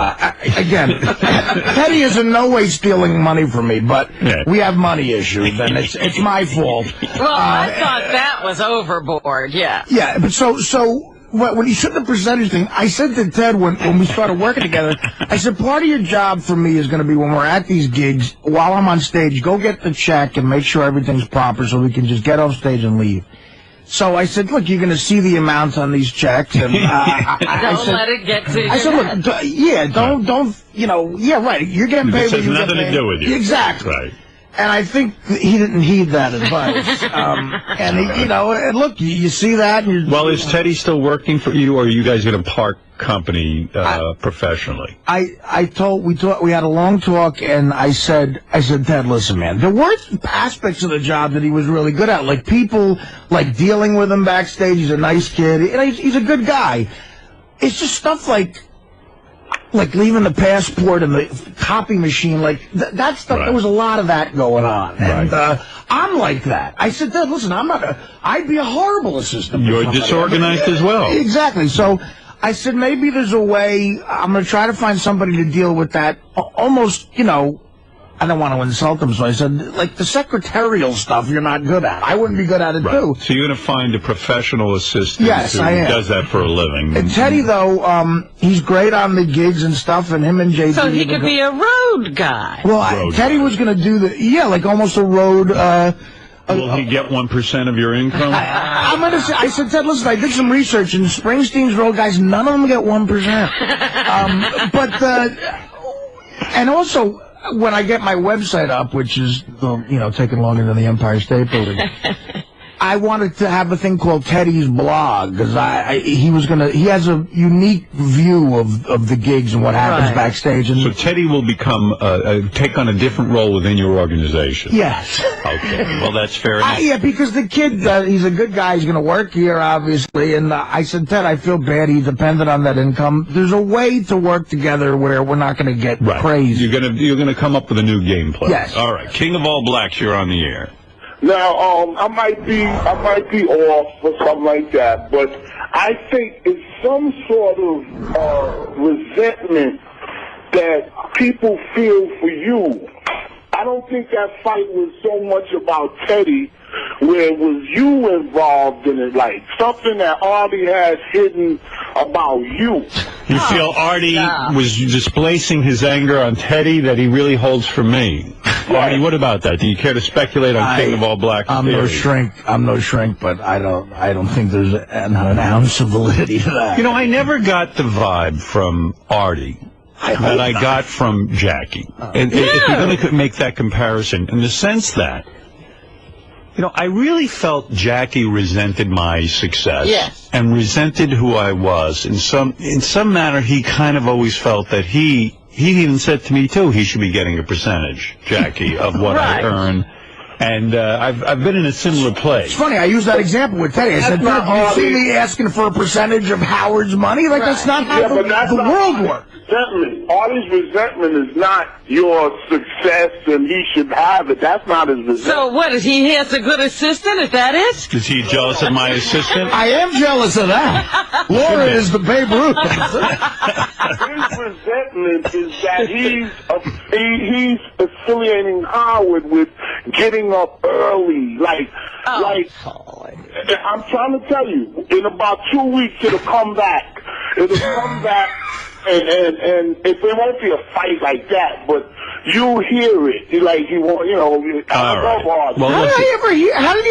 I really, you know what, King, you're a good guy. I think you're off on this, man. I don't have that feeling.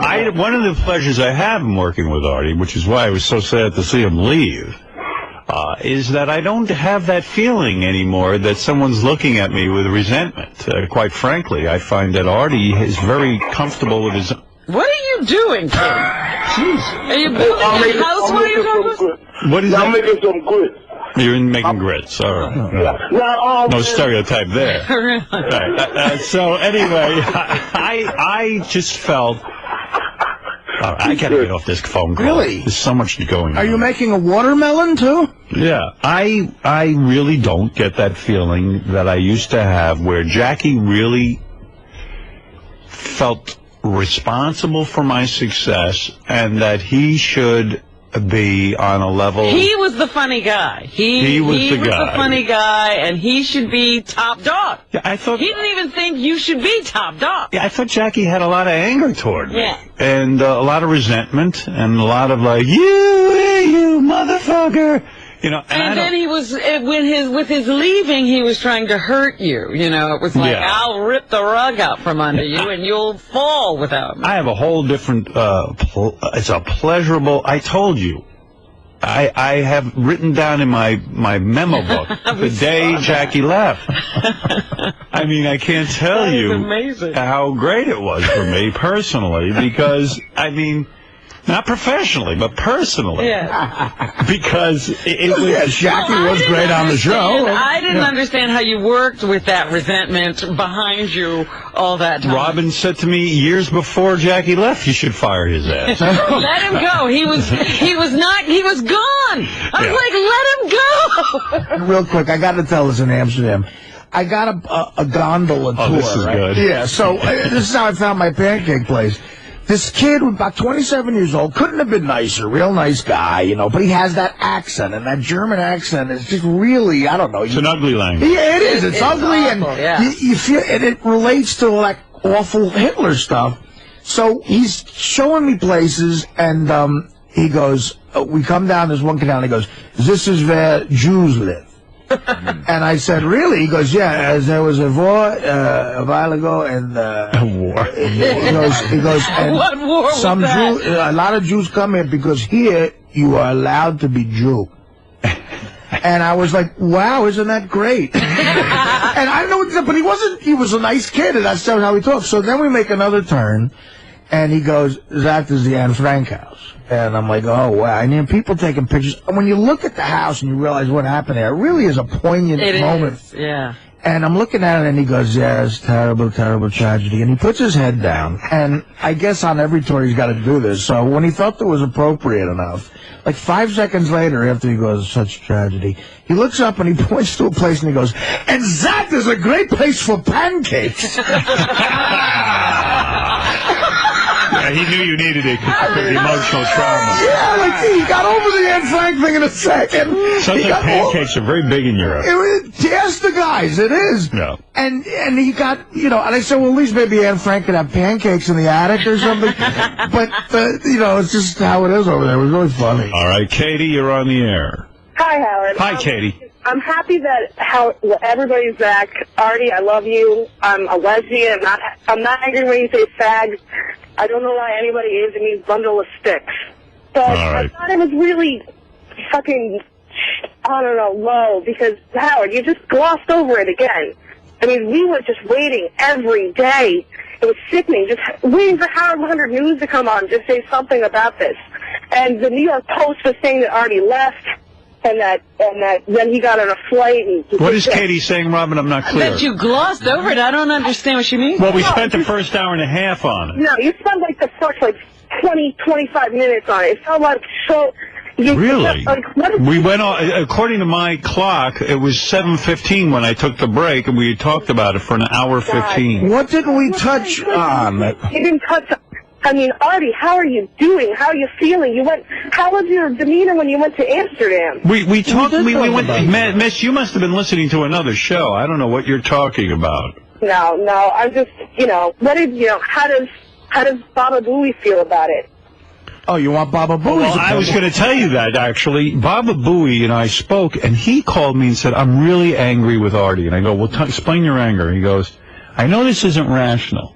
He says, but it pisses me off when a guy's got such a great life. Right. He's got such a great life. He goes, I don't understand how he pisses this stuff away. He goes, it's just so... I said, you don't understand his illness, I guess. I said, hold on a second. You said you didn't understand it either. I don't. I said, I don't understand it either. I said that I love Artie so much, and when he gets like that, I don't understand it. It makes me mad, and I don't know that it's a legitimate reaction, Artie, but it's just the way I feel. And I think of, like, your mom and your sister, and I think of all the people that love you. Right. And I think that I don't understand how sometimes you don't see your talent and you don't see the people that love you. Well, listen, I listened to the after show that day, and actually Will Murray made a lot of great points. He said, you know, it seems like he gets to a point where it's so self-destructive that he just goes, not only f*** the show, like f*** everything. Right. You know,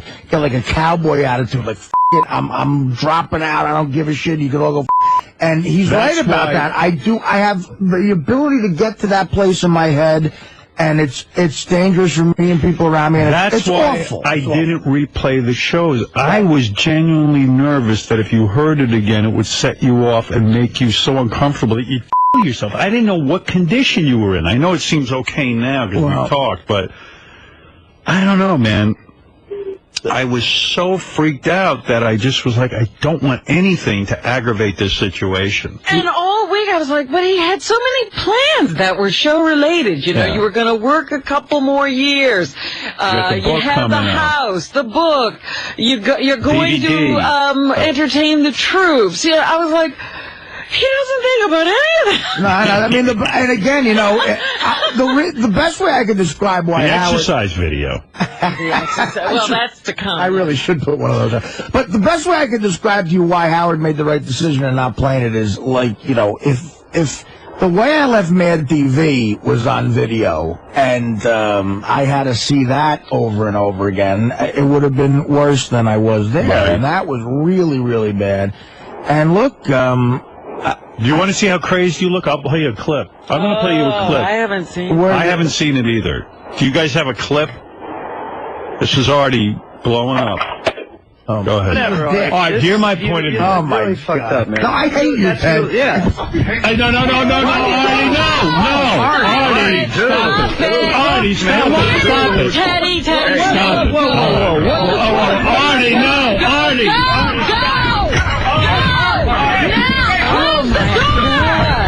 Jesus Christ, you people are crazy. Steal my money, Ted. Oh, wait a second. Well, there you go. Oh, there it goes. Oh. Artie, stop it. I saw my hair. Christ. Oh. What? By the way, look how horrible I look. Artie looks better than me during that whole thing. Did you see how great of an arm I have when I threw the water? Yes, there was quite an intention. What do you think of that, Art? It's the most disturbing thing I've ever seen.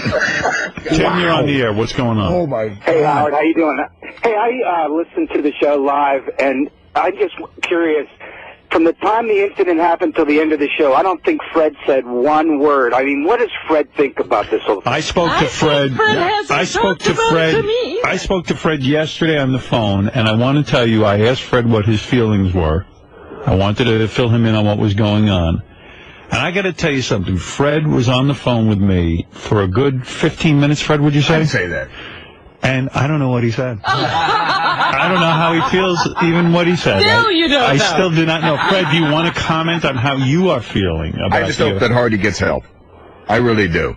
Right. I think that was an exercise in just, you know, I mean, I was doing one thing, and then I looked up, and all of a sudden he's like bolting out the door, chasing after, you know, some poor kid. You know, it's like, I mean, Artie is a talented guy. That just came out of nowhere to me. I mean, Artie even said it himself. There have been other things that have happened on the show that just kind of threw me for a loop. But if that makes him crazy, then you got to seek some help. And I know he's probably rolling his eyes. No, I'm not. He's done that before. And I've told him when he's had some problems, I said, Artie, you really should see somebody. He's like, oh, yeah, well, whatever, you know. It's like, but just for yourself. Again, just for yourself, so that you don't crash into the wall.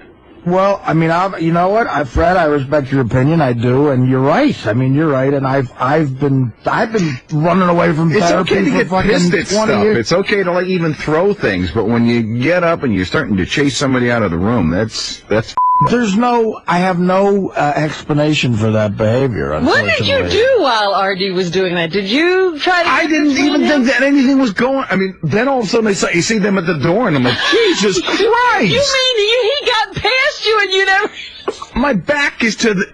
Well, I don't think Fred, you weren't really like. Did I touch you? I'm sorry if I did. I don't know. No, absolutely not. But Robin was. It's one of those things. Like if someone's coming for me, then. You know, I'm all there. By the way, you know, Teddy is here, and I haven't brought him in on purpose because I we don't know what'll happen. I don't want to start anything. I can guarantee you nothing. But I just hope I've never been sure. He might say something like Bloomies and set you off. Well, you know, he could say anything. He won't say Bloomies anymore, but he's got another one. If there's one lesson that he learned, it's not to say Bloomies. And, you know, I heard that Teddy had a dream that I might run over and beat him up. Yes. And you had a premonition.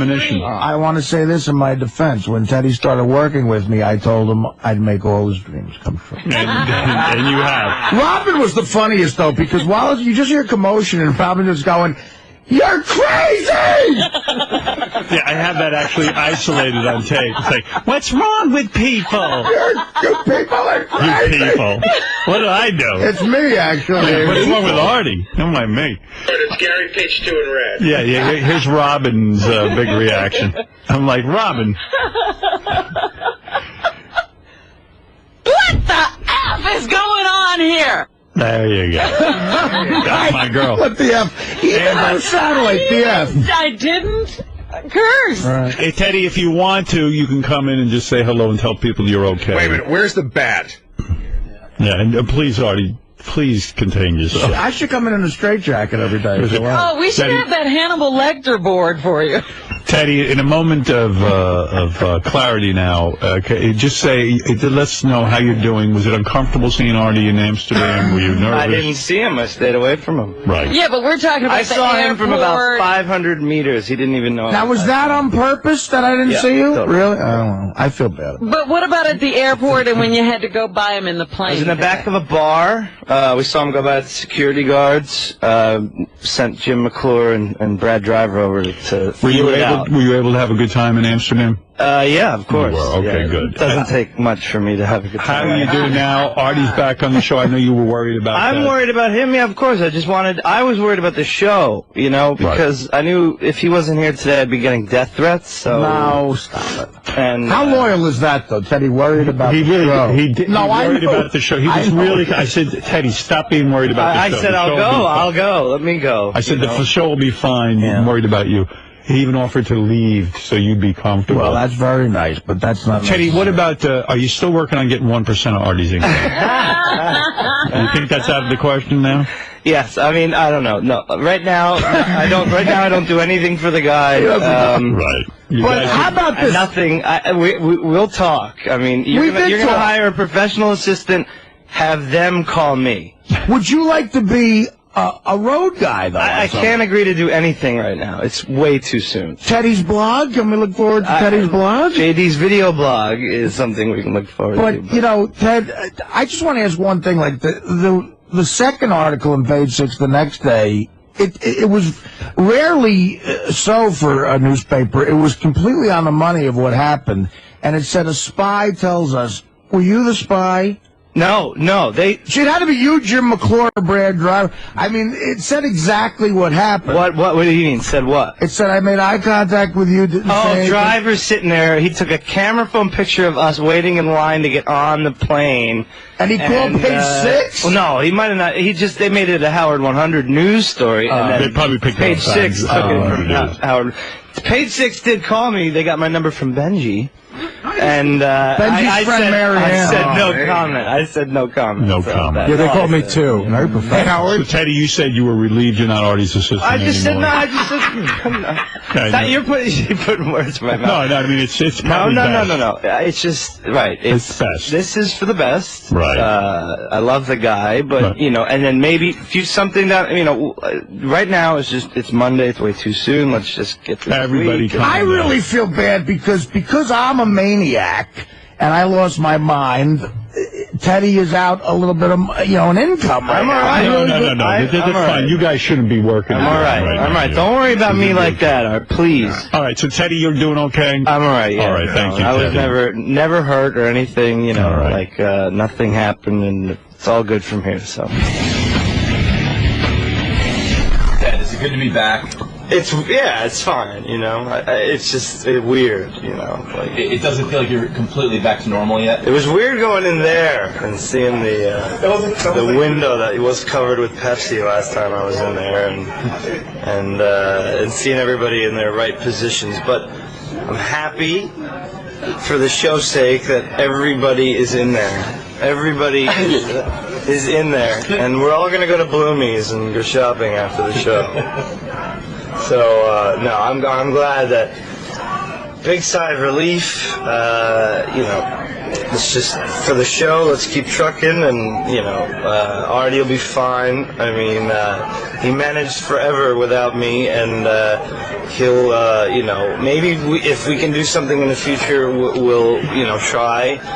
But as of now, it's just too early to tell, and we'll see. But I know he'll be fine, and most importantly, the show is back to perfection. So thank God for that. Other than Artie, do you feel like everyone's treating you normally? And everybody's been great. From even right after it happened, everybody was wonderful and very supportive, and just because everybody knew it wasn't. It was just an awful string of luck. It was just bad. It was a bad luck. It was a bad day for everybody, and we can't dwell on it. We just have to move on, and that's why this day is very important for the show. And by this time next week, this will all be forgotten. Right, Will? Right. As the great Tom Petty once said, time to move on. That's right. Time to get going. All right. All right. I guess. Thank you, sir. Thank you. Artie, in a weird way, do you feel recharged right now? Oh, yeah. Absolutely. I got a good 4 days sleep in a row. And since I got back, I'm ready to make comedy, man. We're kicking ass. I want to talk to the people at Jason Reitman's organization to see if I can kiss his ass a little bit to get in the movie. Look at how tan Scott is. Look at Scott called me. Scott, thanks, man. I appreciate it. You're welcome, brother. I was back. I got back Tuesday and I didn't do anything but work after that. I thought even if you're gone from here, we could at least go out to dinner or something. Of course. You just like him because he bought a video. Scott is one of the guys, and someone stole it around here, talking about controversy. Scott is one of the guys who I would definitely be good friends with him after the show. Doug, too. Doug, thank you. Really? I gave him a very sincere So everyone called with me, I think. No, not everyone called. But Scott and Doug, we're close friends. We are. I mean, I think we were friendly after the show. So they called, but you, of course, blew it off. So what I'm trying to say is I don't really care. If Scott and Doug hadn't called me, I'd be upset. But I expect that type of behavior. I think the sexual tension between me and you is going to sell some radio songs. It's like Diane and Sam and Cheers. It is kind of. Except the guy's the smart one. He's lying. I'm very happy Artie's back. I think we all were sad to see him go, and having him return after this vacation was a mystery, whether he would be here or not. And the fact that he's here is great. Yeah, Artie's a great guy. He just freaked out. Everyone's a baby around here. He just freaked out a little bit. Leave him alone. I'm speechless. I mean, we did a lot of stories on this, and everybody heard what happened. It was a big, big deal in the history of this show, I think. And I was astonished to see him at 10 to 6 this morning get out of that car on 49th Street and come in here. It's good that Artie's back. The show would have definitely been very weird without him, and weirder than seeing him being held back by 6 of his co-workers. So I'm glad he's back. I'm happy he's back, and this is where he belongs forever. No comment. No comment? No comment. You're an opinionated guy. Come on, say it. I have no comment on this particular opinion. Come on. No. Let's go, Mr. Salem. Out with it. No comment. I'm excited he's back. Artie's the greatest. Teddy definitely deserved to get his ass kicked because he's gay. So, yeah, it was good. I'm glad he's back. I was really, really happy to see Artie, and he looks good. It looks like he took care of himself a little bit over the break. So we're back on the upswing. Yeah. It would have been weird being in the studio, and what are we going to do now, have a who's going to replace Artie contest? And, it's just, I like our group right now. Your immediate reaction to the return of Artie Lange?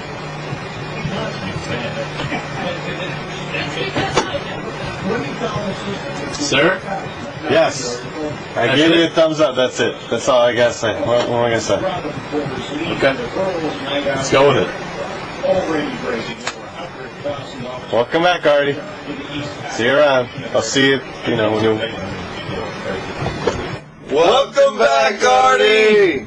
Yay! Yay! I don't know. I'm glad to see him back, though. I mean, he's a really good guy, but, I really do believe he needs some help, and I think he knows it now. And, hopefully he'll get the help he needs, and, he'll be around for a while. Hope he won't fly off the handle again. Listen, it's good. Artie's is an integral part of the show. We love him, so it's great to have him back. I hope that Artie decides to seek somebody's assistance and professional help only from the respect I worry about the boy. You know, it's like, because, you know, maybe one day Artie's going to get mad at somebody, you know, who may not be a Teddy, and they won't take kindly to Artie's temper. And, you know, you don't want to see things like that. It gets very ugly. You know, all I'm saying is I want to see Artie back at 100%, the 100% best Artie that he can be.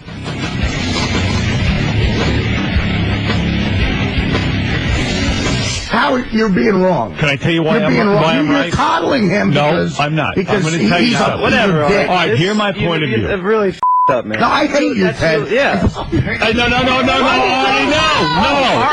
Artie, stop it. Artie, stop it. Teddy. Whoa. Artie, no. Artie. Go! Now! Close the door! Jesus Christ, you people are crazy! Steal my f***ing money, Ted. Oh, wait a second. Wow. I can't tell. Why are you bringing this up? I don't Look at this. You can't hold No, Artie, stop it. Jesus Christ! Oh. What the F is going on here? Howard, you're being wrong. Can I tell you why You're being wrong. I'm You're right? coddling him. No, because, I'm not. Because I'm going to tell you he's something. Whatever. All right, hear my point of view. You've really f***ed up, man. No, I hate you, Ted. Yeah. No, Artie, no. Artie, stop it. Artie, stop it. Teddy. Stop it. Whoa. Artie, no. Artie. Go! Now! Close the door! Jesus Christ, you people are crazy! Steal my f***ing money, Ted. Oh, wait a second. Wow. I can't tell. Why are you bringing this up? I don't Look at this. You can't hold No, Artie, stop it. Jesus Christ! Oh. What the F is going on here? Close the door! Jesus Christ! Stop, please stop. Steal my fucking money, Ted. Artie, please stop, please.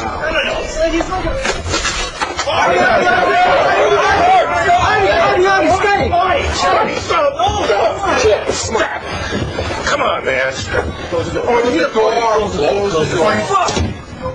I really do. Well, so then you're overruling the judges no matter what. Absolutely. Does Lou know anyone who could give these women a shot?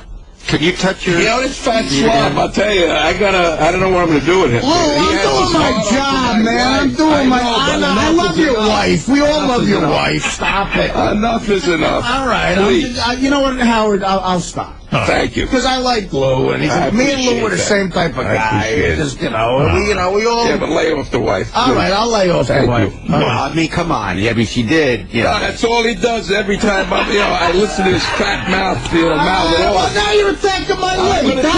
I'll thank you. I say one thing about it, your wife shooting a woman, and you got to attack my wife. You get past that mother... I'm sorry. Off on you all day, fatty. I know you're brilliantly funny. That's why you're an ex-cop with no work now. Too. You're a regular riot. You're a regular riot. I'm trying to do an evaluation. I know.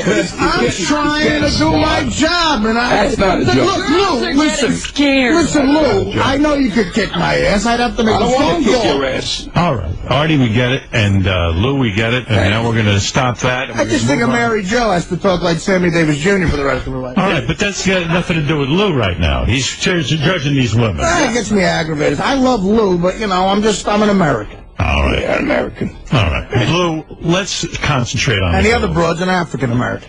And Ralph and Ham Hands, you've made your point about the girls. You judges have done exactly what I asked. You were honest. Let's go to Dave. Dave, you're on the air. Hi. Good morning, Mike King. Hi, Dave. Good morning. Good morning. I just wanted to tell Lou that he did a real nice job standing up to gay Artie. Thank you. And Lou, watch out. Artie likes to throw things at weaker men. What did you say? Artie likes to throw things at weaker men. So Lou's weaker than me? So Lou's weaker than me. Thanks, buddy. Who's going to be throwing Look at the guys he picks on. He picks on Teddy. He picks on... Well, did you ever see Lou? Mike. Did you ever see Lou? No. He ain't weaker than me. He ain't weak. Kick your ass. He ain't... I'm sorry, so you're pro Amy Fisher? Why not? Well, Why not? What's the matter with Amy Fisher? Nothing. Amy Fisher's fantastic. She is. It's the guy's wife. He's here to judge. I know. If Lee Harvey Oswald's wife was here, you know. Yeah, you wish you could have Amy Fisher. Let me tell you, buddy. Oh, yeah, right, whatever. Take a look at you and my... I really wish I could have Amy Fisher so my girlfriend could get shot. Your girlfriend. Let me see your girlfriend. Bring your fucking girlfriend. I want my girlfriend. Let me see your girlfriend. I'll bring her in. Robin, tell him what my girlfriend looks like. Can you imagine him having sex with anybody? Jesus Christ. I'll bring in the bros. I can imagine him having sex with that guy who won that Miss California contest. Listen, I'm a Swift. Listen, the 17-year-old. Listen, Lou, listen. That's what we listen, Lou, I'm a fat, ugly cokehead, like Amy's first boyfriend, Joey Buttafuoco. Okay, but she was 16 at the time. Well, yeah, well, she's a wonderful girl. She is a wonderful girl. She's a phenomenal That's not what I'm here for. We're not here to argue.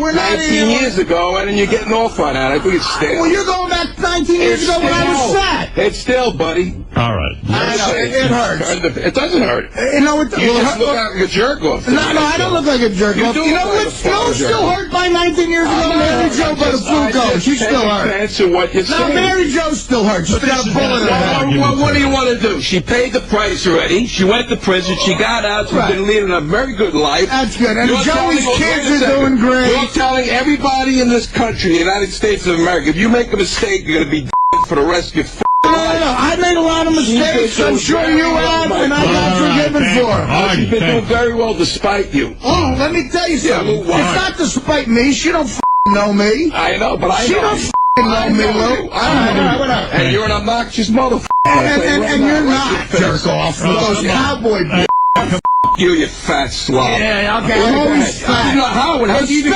PH, brother. How did this hard-on even get a job on your show? Because I'm funny and you're not. You're funny. Ooh, I'm laughing. Yeah, a lot of people. You're hysterical. There's truck drivers pulled over right now laughing at me with your ass wipe. When the truck drivers hear you, they pull over and they take a piss or a shit. That's right. That's exactly what they do. Guys, I want to thank you. We're wrapping it up. Lou, thank you for coming. Come on, Lou, let's be friends. Artie. Come on, Lou. I got Adolf Hitler I'm going to be friends with first. Well, Hitler never shot a chick. Artie, take a seat and relax. Ham Hands Bill, thank you. Thank you, guys. Lou, thank you for coming in here and judging the girls. Thank you, Howard. Thank you for coming. Lou is funny. He is funny. Well, sit down because Lou and you are going to end up knowing each other real well. Look, Lou can kick my ass, but Ronnie will save me. I don't want to kick your ass. I just want you to be respectful. Okay, it's your wife. We shouldn't talk about broads. I get it. It's your wife. That's right. My wife. You don't even know her. I thought it's your wife. You're married to Amy, right? You don't know anything about her. I met her once for 3. She did a great 3-second interview here. 15 years ago. You don't know anything about her. I'm shutting up, Howard. Out of respect for you and Lou, I'm shutting up. Thank you. All right. I'm sorry to you and your wife. I accept your apology. Okay, thank you. And now sit and relax. I'm going to sit and shut up. Good. Thank you. My pancakes here. Thank you for inviting me. Lisa G is here. She's here with headlines. Yeah, very interesting page 69 from Will and Jason. This past Super Bowl Sunday, while most Americans were taking in football, high-pitched Mike found himself at the movies with Richard Christie's girlfriend watching the movie 27 Dresses. Jason and Will revealed that not only did Mike attend the chick flick, but that he also cried during the movie.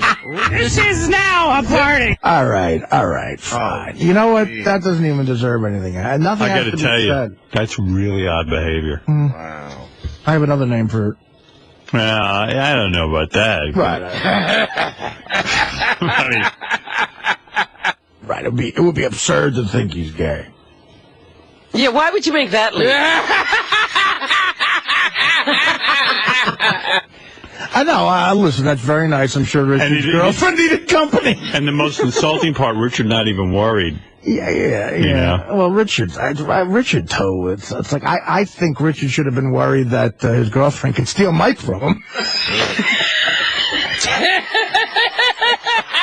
But obviously Richard's girlfriend thinking about marriage, 28 Dresses. What is that? What is it? I don't even know what the f*** it is. It's some stupid movie about weddings. Oh, it is? Oh, my God. Hey, Mike, honestly, high-pitch Mike, I got to tell you something. I've never bought into this whole rap of Artie, like you're gay and all this stuff. You have an affliction where your voice is high, big deal. And I'm the only one who thinks that. Yeah. And I'll tell you something. Even when you were at Disney World with the red shirt and all that. First of all, I'm going to correct you on that because he says it once on the wrap-up show. Right. And it automatically becomes fact. No one thinks that, Mike.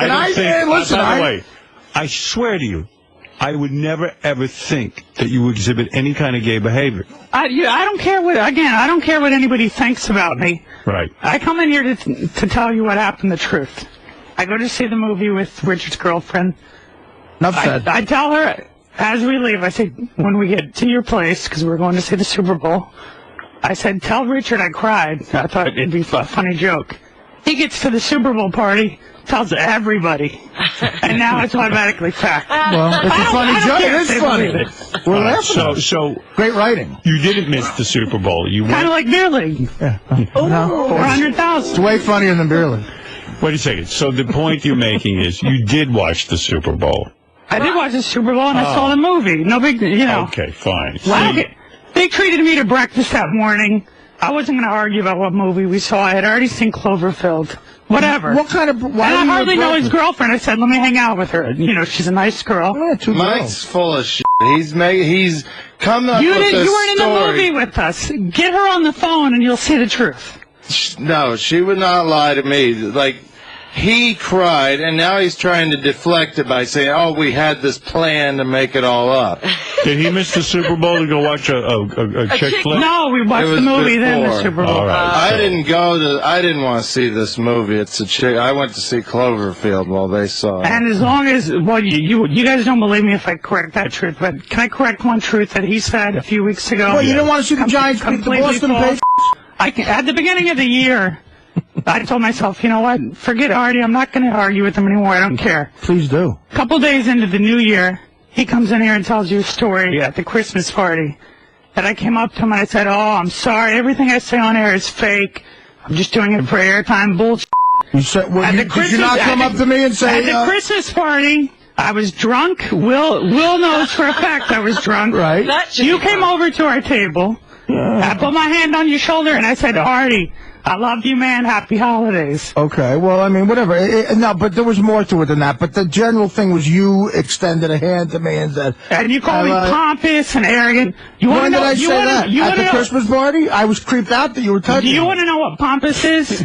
You walking into your 40th birthday and coming up to a table of Lisa, me, JD, and Sal, and telling us, oh, I just saw Gary Dell'Abate's check. Who do you think makes more money, me or Gary? All right? Let's not get this from the guy. No, let's not get into it. Why not? Into that subject, because it's a dead subject. I never saw Gary. You shouldn't be talking about people's salaries, number one. I didn't talk about anybody's salary. The people that hardly make any money as it is. We don't care who makes more money. You don't need to brag about how much money you make. I'm not bragging about it. What is going on around Nothing. here? He's talking about something. Yeah, he doesn't want to bring it up because he did something unethical. You should. No. It was totally different than how you're putting it. Oh, how was it? Well, it was just different. And secondly, don't try to extend your arm to me in any way at the Christmas party. I'm not trying to extend it. I was drunk. I was kidding with your you. faggot drunk arm to me. That was probably just on a cock. Oh. Because I don't want cock on my back. Or cock is all over your hand and face and lips and mouth. You know what? The inner part of your fucking cocky You want to end the throat. faggot? Get your sister in here and I'll her right on this couch, asshole. All right, well, listen, let me tell you something. That's fine if you made more money. You're saying you would Artie's sister on the show to prove. Dude, you can never get hard for a girl. You can never get hard for a girl. Oh, now I won't take that. Stacey Lang is a friend of mine. He's reaching. I do not believe. But will he fuck a girl in front of us? I don't think he could get hard. He couldn't get hard for any girl we brought in here. Artie, what do you do that? Artie's saying this to upset you. This guy's 100% heterosexual. He can prove it. Okay, he is. He's not gay. When's the last girl you fucked? I appreciate what When's you're the doing, last girl you but fucked? No, jerk off, because you just fucking on the air years ago. And people came to me in this organization and said, don't call him gay anymore because we think he's gay. And you're hitting the spot. And I said, okay, fine. But I don't give a anymore. Why are you saying he's gay? Because he has a high voice? Because he's a cock. Because I put his movie down repeatedly. No. A lot of straight people hate my movie. He spent 4 years on the piece of shit movie. You know, it comes out, it flops, he's embarrassed by it, and I pointed out, I'm the only one who doesn't kiss his ass around here, and I point out that the movie sucked, and all of a sudden I'm the fag. Listen, no. You're the fag because you have with guys. You criticized his movie, so therefore he's calling you a fag. Basically. No. I mean, I guess that makes... calling you a fag because you're I guess that makes a lot of the movie reviewers in this country fags, too. Richard Roper's a fag? Thumbs up. Have you seen that?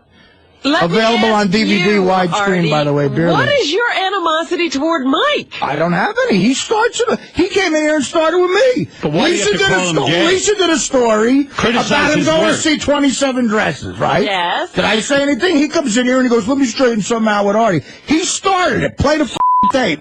So the little faggot's going to get it back. Yeah, because anything you